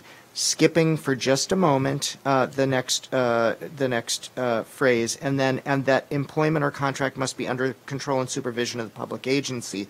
So that's a general provision that says the Gear Up services have to be provided by employees who are not part of any old private school, whatever it is, and that the employment or contract must be under control of the public agency. In other words, that the government is maintaining control over the government program.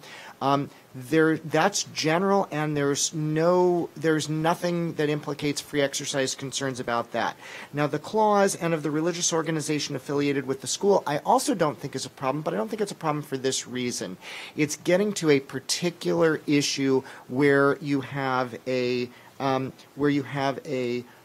religious organization that would run the particular program and the school, so that it would be tantamount in those particular relationships to having the school running the program. It seems to me that that's what it's about. It doesn't say that there can't be some other religious organization that is following the rules and is providing the program. It's saying that when there's a particular relationship between the organization and the school that sometimes comes up with certain sorts of religious schools, and often does not, that gets that in order to get to the puzzle of making sure that that the school isn't running the program, it's separate employees, to make sure that that actually happens. That's how I read that, and so I don't understand the implication that it creates a free exercise problem at all. I want to provide a little bit of a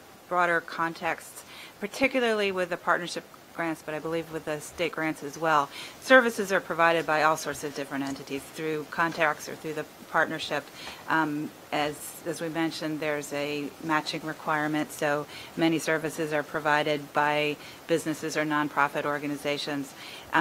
This is pretty much the one place in Gear Up where we have said that an independent agency there needs to be an independence, where we have not in any other context of these grants.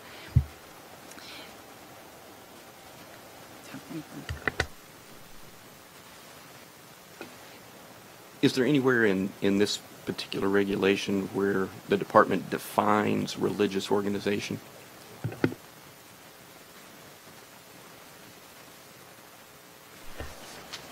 I don't believe so. The statute does specifically say that religious entities can participate in this program. We saw it in the matching language. I believe there's one other place where that's mentioned. You can find it at the lunch break. If I could speak to Clause C, I would agree that it is redundant, but I was reiterate what I've said before. There are times when redundancies are beneficial. So the person who is running the business office at a private school on a K-12 basis most likely has no experience in managing federal funds, and that's because there are very few. This is a rare opportunity in which private schools run that, and so the from a customer service perspective, the value of keeping that in here is so that when those institutions they understand and know that it's in the regulation. They don't have to go to 2 CFR 200.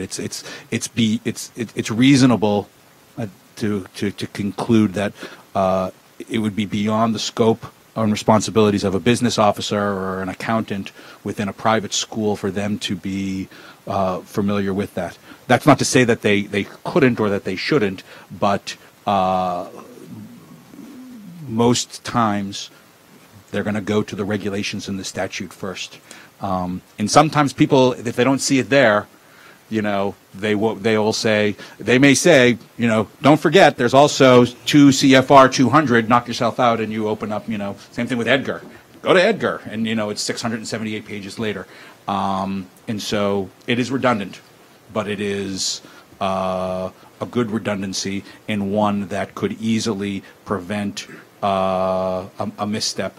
I know that Lynn will speak to, it's much easier it's probably more prudent to have a redundancy than to have a situation in which the department is working with a grantee that has unintentionally commingled federal funds.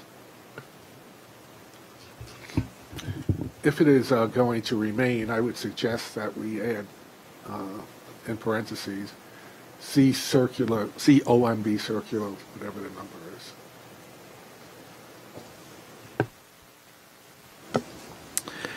So I'm a little concerned about the phrasing that in B, that the person providing services must be independent of the private school that the student attend. I think I know what that means, but independent of any religious organization affiliated. So if you had someone who's goes to a mosque that also runs a school, but they work for a public agency, that would count them out, or someone who's Catholic, and it's a Catholic agency, a Catholic private school, even though they're employed by the public agency. If that's the intent, that doesn't make sense to me. So I don't know what independent means here exactly.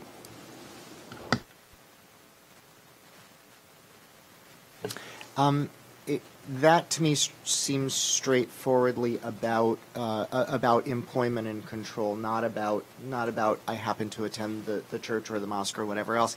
I did have a question. I may be wrong, but this seems similar to and based also on Title I and IDEA. Is that incorrect? I think the same thing shows up there. I don't know. I'll have to check.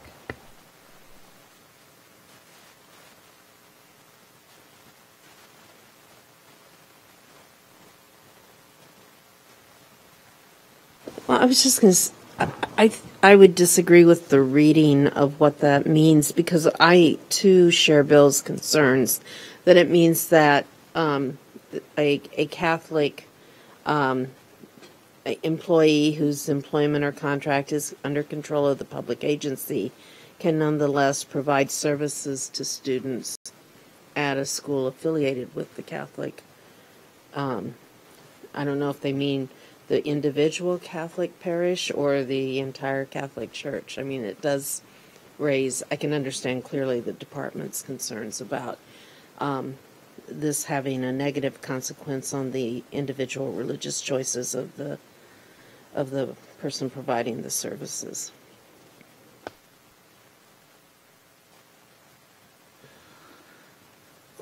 Allow me to talk about B from a practitioner perspective, and that would be that the intent of this regulation is to ensure that Gear Up funds are not being used to subsidize or pay for the compensation of employees who are at private schools, regardless of what type of private school in terms of the provision of Gear Up services. It's that the intent here is that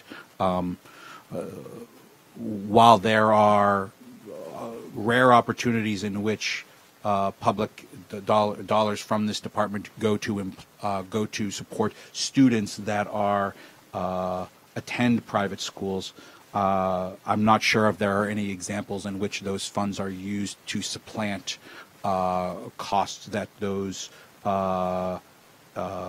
schools would have, and if they do, they do that knowing that the acceptance of those funds comes with certain restrictions associated with use. That's from a practitioner's perspective.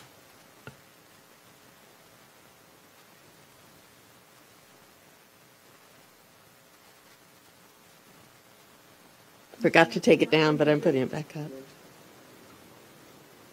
I'm sorry, with permission. Would that intent be accomplished by saying, or of any other organization closely affiliated with the school, since the intent is not to have something that's essentially a subsidiary or an owner or, some interconnection which could also be funded. It's just a thought.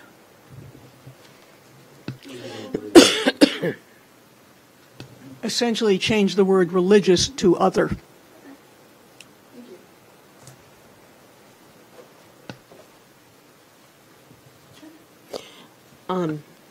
Well, I was going to make a different suggestion for rewording, and it would be just to delete the language must be independent of the private school that the students attend and of any religious organization affiliated with the school. Just delete that because if you just say that the employee, individual, association, agency, or organization, their employment or in contract must be under the control and supervision of the public agency.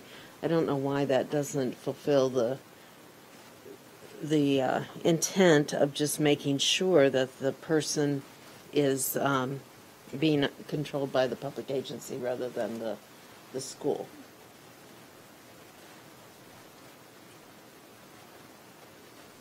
I think what Andrew described to us was a different consideration, or maybe that consideration plus another one, that the government money is going for the provision of Gear Up services and not going to pay for what private schools, regardless of what kind of private schools, what they would be doing anyway. Is that more or less right? Yes. So overall, within the entire Gear Up construct, and Lynn will be able to speak to this, all the services that Gear Up provides are designed to supplement, not supplant. And that is a very well communicated provision that the department makes both in the application process and in the work plan process, as well as the annual reporting process. And so I wanted to sort of put that clarification out there. And it seems like the language change, the deletion partial deletion that you proposed would remove that feature, which I think is maybe is broader than what you're aiming for. I may be wrong about that, but it does seem like it runs counter to the idea that this program is about added things for students, because then it becomes a mechanism where the schools can be getting compensation for stuff that they're already doing.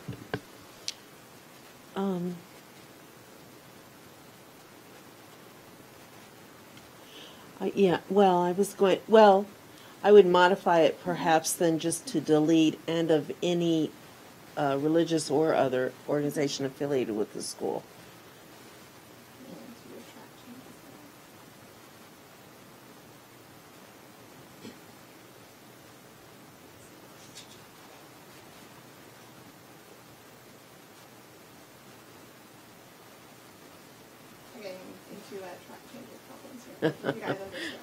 Track change is a mystery. So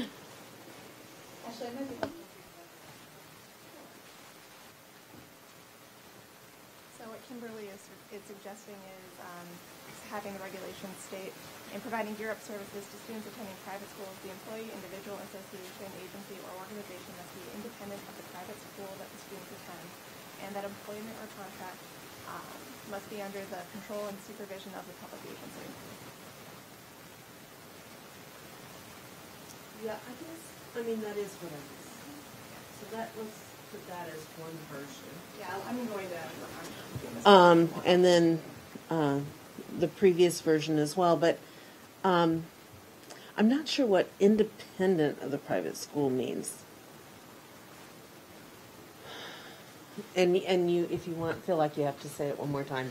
No, from a practitioner perspective, I think that the term independent of the private school means that the individual who is providing the services to Gear Up students is not, while they are doing that, they are not doing that as an employee of the school. That they are, if we go back up to the top there, they are either employees of a public agency or through contract by a public agency. So, for instance, my organization is a little unusual in the Gear Up world in that we're a nonprofit organization The state of Rhode Island, the Office of the Post-Secondary Commissioner is the grantee, and they subcontract with us to provide those services. We are an independent 501c3 nonprofit. We're not a school, and so we adhere to that.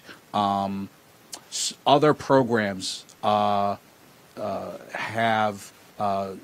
So, for instance, in other programs, as Lynn alluded to, the Gear Up is flexible in sort of its implementation, and so a partnership program that involves a school district that teachers can be hired to work either after school or in the summer or on Saturdays to provide these services.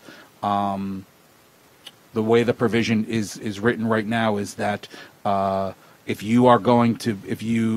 employees of private schools cannot be providing those services as part of their compensation in conjunction, even if that compensation is supplemental. That if those individuals want to provide those services, so for instance, if we wanted to hire, and we do it, if we wanted to hire a tutor for students who attend LaSalle Academy in Providence, it's easier and more streamlined for us to hire them as part-time employees as opposed to engage in a contract with LaSalle Academy and have those teachers paid through LaSalle Academy. That's from an operations perspective, but also the intent of the regulation. Okay, so that's very helpful to know, but I would have thought that maybe what you were describing, I could read this language to prohibit it, that you wouldn't be allowed to contract with a teacher at a private school because they're not independent of that school that they're teaching at, when, as you're describing it, that's just a common sense thing to do. Correct. It's the way this regulation is interpreted, at least in my program, is that I am not restricted in hiring a person who happens to work at a private school or a religious organization. I can hire them and put them on my own payroll. I can hire them as a contractor. But what I cannot do is I cannot directly contract with the institution, and that's where the whole provision around C goes with commingling the funds. And so there's no discrimination in terms of the people that we choose to engage with in terms of the providing of the services and the benefits. The limitation is the vehicle, the contractual vehicle under which they're hired.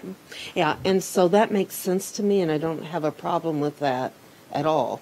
I just think that's what the regulations. That's what the regulation. Well, that's how the regulation ends up being interpreted in practice. But I think I think we're on the same page. It's just it goes back to what we've identified in other situations where the language itself, to me, would have said there was a question as to whether that was legal to do, and it doesn't make sense to make it not legal to do. So I think the language and of any other organization affiliated with school, I don't see how that helps. And if it has the religious language, it's a free exercise issue. And there does seem to be need to be some clarification of what it means to be independent of the private school, that it doesn't prohibit what you've just said is a practice that's important to have. So I took a vow to myself that I wouldn't mention free exercise or establishment just because it's out of my expertise. However, the way this is, as we've described this, there's no free exercise violation as I understand it, because we're not limited by, who we hire based on any type of religious affiliation. It's just that it's just a question of how the money flows. I would welcome the opportunity to rewrite this to make it clearer, as long as the intent stays by which spells out the how the money can and should flow. So I'm, I guess, reading this as a corporate law puzzle. That what the idea, whether it's any religious organization or any other organization affiliated with the school, it seems like what that language is trying to get to, again, is, I mean, I said something like this before, but is about the, if it's trying to get to what Andrew said, it is recognizing that certain sorts of relationships of control, when you have affiliated entities, you don't have to have the same entity to have, if you have ownership in common or whatever else, that functionally that ends up being the same as being operated by the primary entity. And it seems like that's what it's trying to get to, and so removing that clause takes away this puzzle, takes away this solution to the problem that institutional corporate organizational structures can be very complicated, and in practice you have to cover them all the same way if you want to accomplish the objective that Andrew is talking about.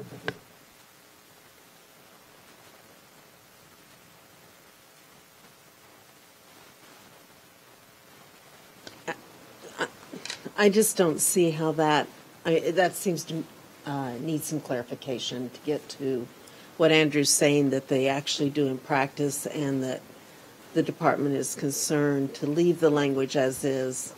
I do think creates very real free exercise problems because, we think just of the Catholic schools. I'm actually kind of worried that that's probably what any religious organization affiliated with the school may mean. So I can see how there's a concern that it's targeting some. And I can't speak to things. how it's interpreted in practice, but I can try and find out during the lunch break. Let me ask you a question, Kimberly. As you read that, do you have concerns that me as a Gear Up grantee could look at that regulation and say, I don't have the ability or authority to contract with an individual because of the school that they work for or the religious organization that they're affiliated with? Okay, so that's correct. So okay, so that's helpful to know. I think that based on that, that is, in practice, that's not how things happen. So there's an opportunity to clean up the regulation, because the intent of the regulation and the way the regulation is in practice is that I don't have the ability to contract directly with the school or the religious organization as a way to compensate those people for providing services to my students.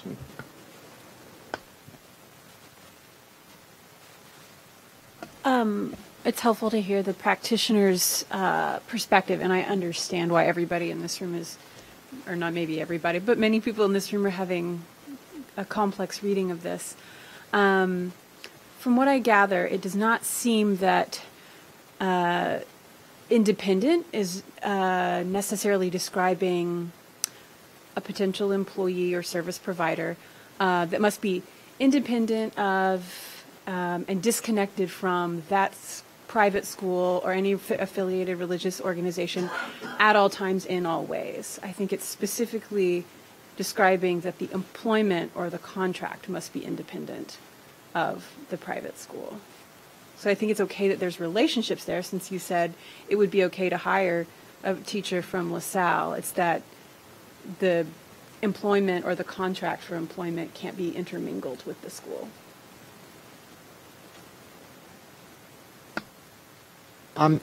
This also seems precisely parallel to the regs under Title I and IDEA. I'm looking at, I guess, 34 CFR 200.64, for instance, which is about providing services to private school children under the auspices of LEAs, and if the LEA contracts, it has the same independence provision. And so again, this feels to me too like having a parallel so that the schools understand that the same thing that they do under Title I, and the same thing that they do under IDEA is what they should be doing here. The same sorts of arrangements should apply in all those situations. And taking it out of here, I think is at best confusing for them for some of the reasons that others have said as well. It suggests that there's some difference in requirements, and then they have to figure out what that is, rather than being able to take the institutional knowledge that they have for how they do this in all the different contexts and say, we do the same thing in all the different contexts. And to reiterate or to build upon that, the oddity that is Gear Up is that this is a program that's authorized through HEA. It is a program that is operated by the Office of Post-Secondary Education in the department here. However, local education agencies, LEAs, are eligible entities, and so therefore, from a consistency perspective, language as it relates to Title I and IDEA, there was a decision that has been made as we sort of see how these regulations have been promulgated, that having a consistency, that LEAs need the consistency across those programs, and that's what the objective is here. I'm just wondering if anybody has any background on why Congress put this in Title IV. I mean, is there congressional intent for it to be separate, to be treated differently? And if so, does it make sense to import regulatory language from those other areas if Congress truly intended it to be different? I don't know if they did, or if this was just a mistake, or what. We have other programs that provide most of the services in secondary schools under the TRIO umbrella. I think at one point Gear Up was envisioned to be part of the TRIO programs, which are authorized under the HEA. That didn't happen. They were authorized as a separate program, but I think they are considered to be very similar in the services that they provide and the structure of. I mean, there's differences, but I think it was intentional to put it in the HEA because of the TRIO programs. But I haven't reviewed the legislative history recently. So in addition to that, I think a lot of it has to do with what the overarching mission and vision of the Gear Up program is around college access. And so it, because of the scholarship component, there is an unusual overlap between the K-12 system and the higher education system, and the TRIO component sort of helps explain that. Lynn, if you can correct me, my understanding is that TRIO programs do not allow services to be provided to private schools, and that's something that only applies to Gear Up. Is that correct? We need to check on that. So if that's the case, that's one of the reasons why it's been kept separate out of TRIO, is there is that provision. I could be wrong, but my understanding is that TRIO programs and services are only limited to public school students, and Gear Up is not. The Gear Up component goes back to speak to the potential limiting of access for students who are in private schools as a result of meeting an educational trajectory issue. I do think TRIO allows for there to be a TRIO director on a private college campus. Definitely TRIO operates on private college campuses. I'm not sure about secondary schools, whether. So a program like Upward Bound, I don't know that Upward Bound has the ability to operate in private school settings the way Gear Up does.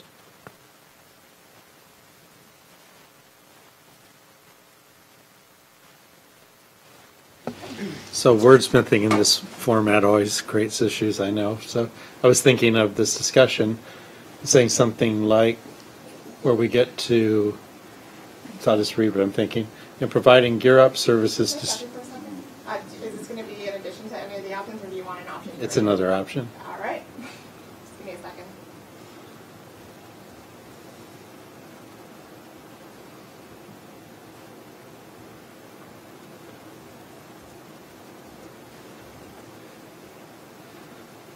So if you go to the first organization,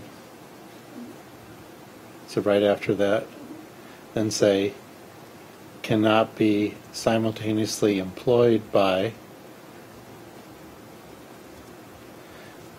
then take out, must be independent of the, see, the private school. So we do need a the there, sorry.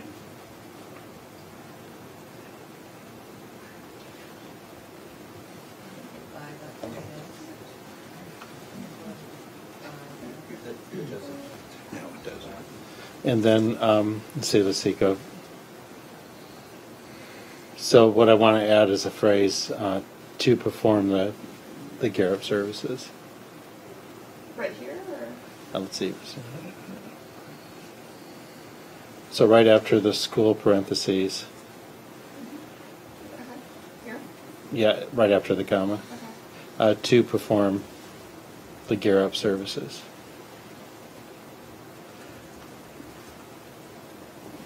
So I don't know where, if you see where I'm trying to go with that.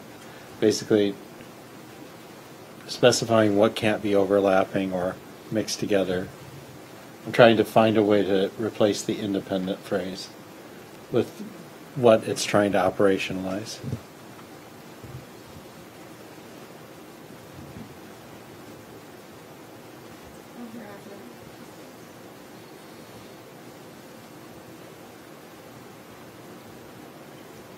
Can I respond? So I appreciate your efforts in trying to clarify this. From a practitioner perspective, the first red flag for that they'll go up for me is I have a summer program that I am running, and I want to hire a teacher who is working at a private school. They are a 12-month employee, and they are, in theory and in practice, they could be working for me in July and also be simultaneously employed by that institution. So I understand the intent. I think from in a practice perspective, it falls a little short. We can work on it. But. So that's why I said to perform the Gear Up services. So if the private school hired them to perform these same services, then they're trying to use Gear Up funds to pay them back, essentially. I understand what I was trying to do. No, let me read it. Allow me to read it again within that context. Initially, I to be honest, I stopped reading after simultaneously employed because I could just see that it was a red flag for me. Yeah.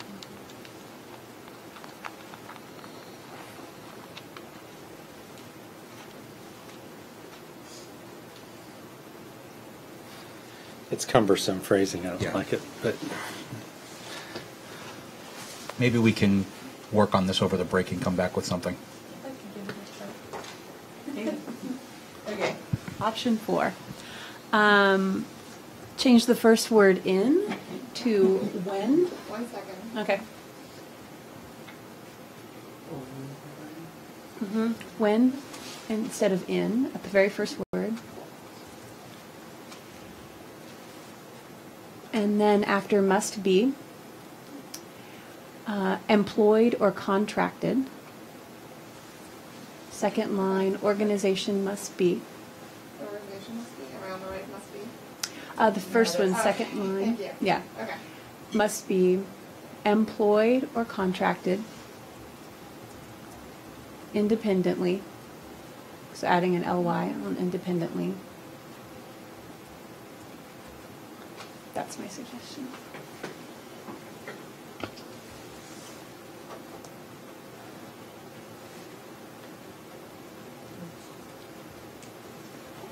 And just to remind everyone, the religious. Yeah. I don't see any point in that.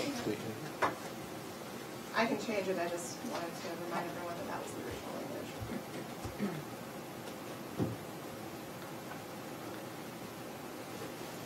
I know there might still be some debate on the other or religious question, but at least as far as kind of itemizing where the money's coming from and when, I think that to me that feels like an accurate encapsulation of what we discussed so far, but I'm not the practitioner.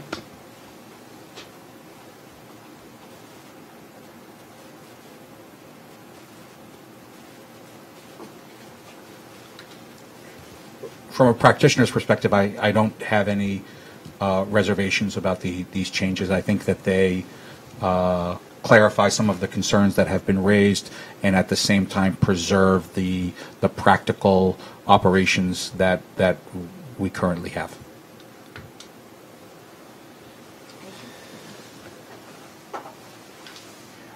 I have a thought that we have now several options, and I suspect that we can come up with some more. And I also get the sense that everybody thinks that there's cleaning up that can be done here in a useful way.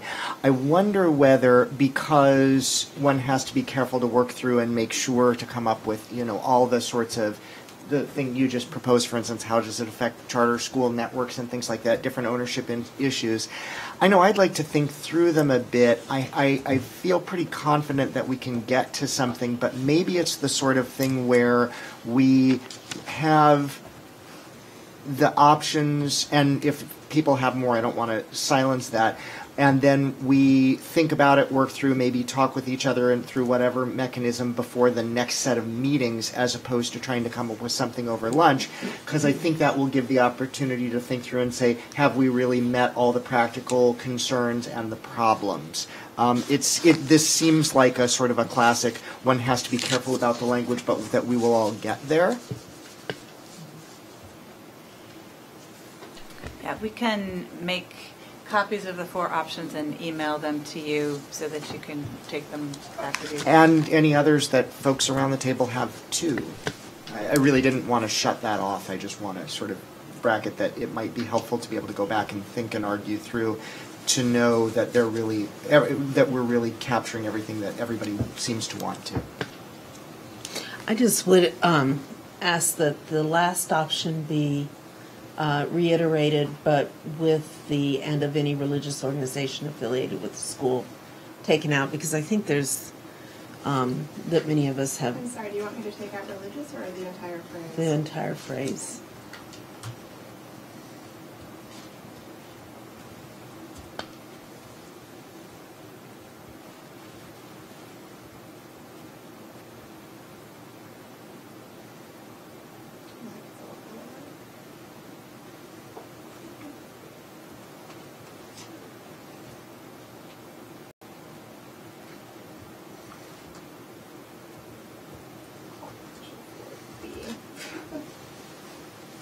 You can just call it.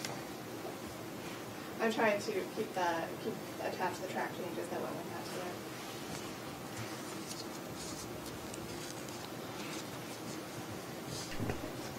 Okay, so we have about 10 minutes until lunchtime. I was hoping, Richard had a couple things that he wanted to propose to the committee to add to the agenda, and I was hoping that maybe you could walk us through what those proposals are so that we could think about them over lunch. Sure, although it's not that I had specifics in mind necessarily, or I haven't thought through yet because they weren't on our agendas to begin with, But the thing that I wanted to particularly make sure of, and I think a lot of us around the table do, is that everything that touches on and deals with faith-based institutions that are within the purview of the subcommittee, and so. As I said yesterday, it's a matter of the 2 provisions that caught my eye in what is being, for which there are changes being proposed, and that they weren't kind of parked with us, at least in part.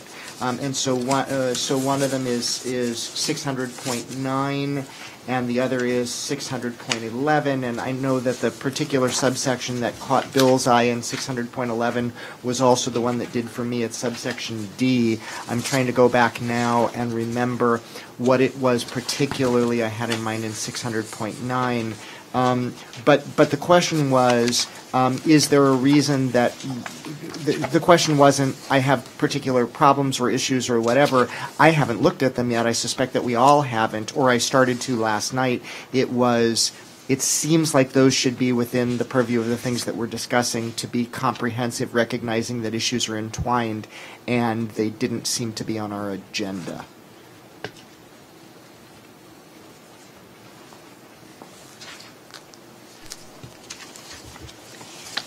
So in terms. Oh, I'm sorry, and it looks like subsection, is it, on 600.9, it is, I think, if I'm reading all the subsections, A2? Or is that sorry, it may be a B2. Which one is it? Oh, yeah, I think the 2 is a subpart, though, because there's an A at the beginning. I'm just trying to get which number that is. I was going to say it's subsection 2, but I think it's... Yeah, I think it might be B2. Yes, it is. Thank you. Yeah, it's B2. That's right, because it's exactly what you're looking at. It's that one.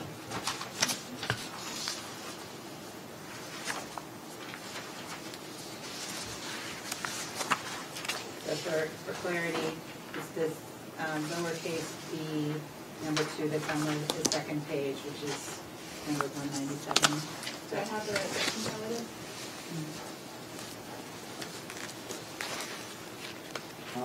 Starting a little above that. Starting at the 2. For purposes of this paragraph, a religious institution is an institution that. So it would be that whole thing, not just the Romanet 2. No, go down. That one. Yeah.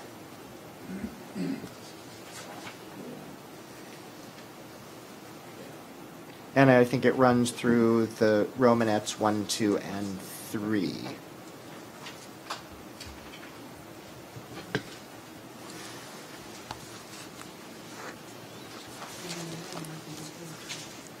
A2 also. A2 also? Let's see. I think that's...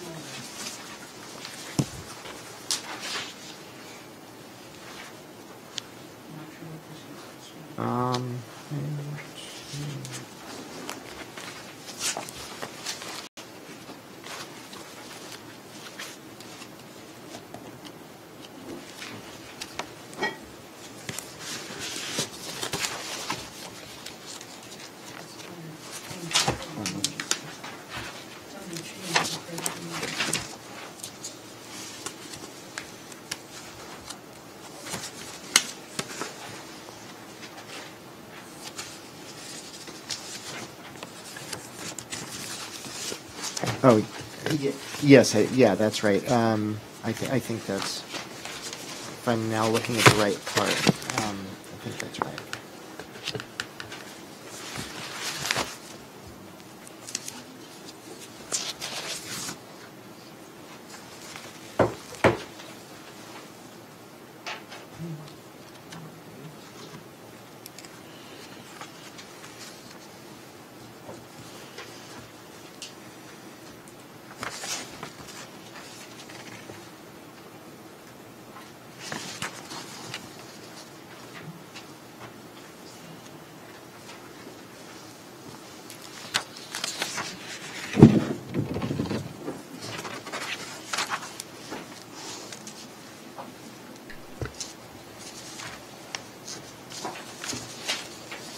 So I'd suggest as a way of moving forward on this, if we table this for now, people can take a look at it over lunch, and if there's suggestions for changes to these suggestions, we can cover those in the afternoon. Well, I think that's already before the committee, right? And so my question would be, if it is before the committee and it deals with issues pertinent to the subcommittee, shouldn't we be looking at, let's say, what they're looking at? So the full committee passed its agenda, and it listed the things that they wanted this subcommittee to look at. I think that if we think that we have suggestions, recommendations for them around this language, that it's perfectly acceptable and would be a positive thing to go forward to them for the next full committee meeting and say, we weren't tasked to do this, but we think we have, changes that we'd like to propose here. I would imagine that they would be interested in the feedback from this subcommittee. If we don't think there's any changes, I'm not sure that that's productive. Well, that's fine. That strikes me as something where it will probably also, rather than trying to figure out over lunch, to think about and revisit, since we'll be meeting before the full committee in February. I would think revisit then. Stephen? I do think if we have the ability to look at this, we should. The owned, controlled, and operated and maintained by a religious organization is pretty restrictive in terms of what kind of institution is acceptable to the Department of Ed and thereby the federal government. I will let Anne Marie Weissman, who's the federal negotiator, know that you're interested in looking at these provisions. My guess is that it was an oversight that they were not included for this subcommittee. However, she doesn't have the authority to make a decision for the committee. Obviously, the committee operates as a whole. I don't imagine that there would be any objection to us weighing in on these provisions, and I think we should. They're definitely clearly aligned with the expertise of this group. So I think that we should spend time thinking through this language. Would people prefer to table this until the next session when we meet in February so people have an opportunity to review it and think about it more?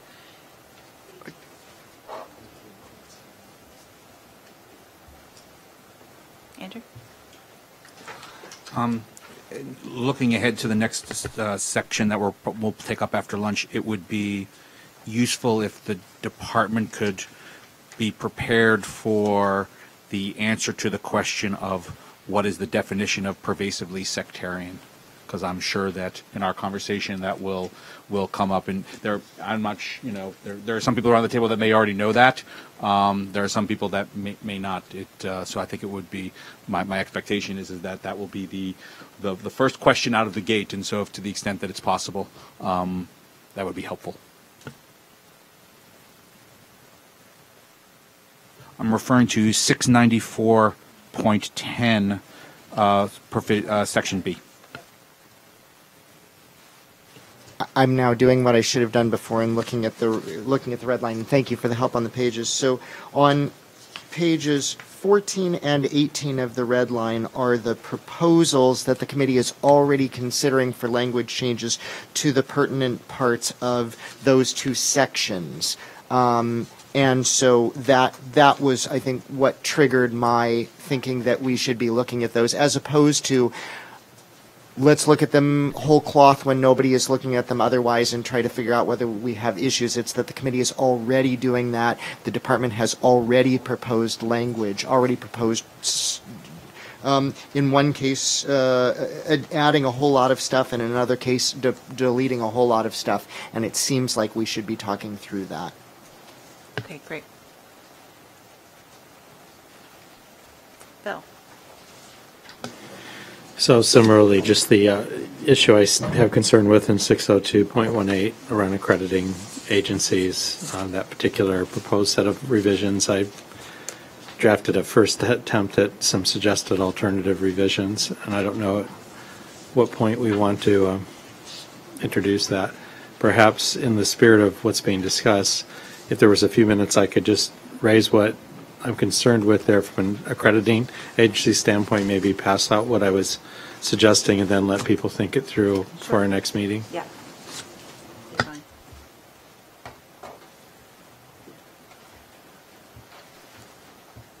Okay, so it's almost noon. I suggest that we break for lunch, and it sounded like an hour and a half was good last time, so let's plan to be back here at 1:30. We will hopefully finish the Gear Up provision, move on to 600 and 602, and we'll go through Bill's language and see where we are. My guess is that we'll take up the afternoon, and I'm sure that people would be happy to leave a little bit early as you're catching your flights. So thank you. Have a good lunch.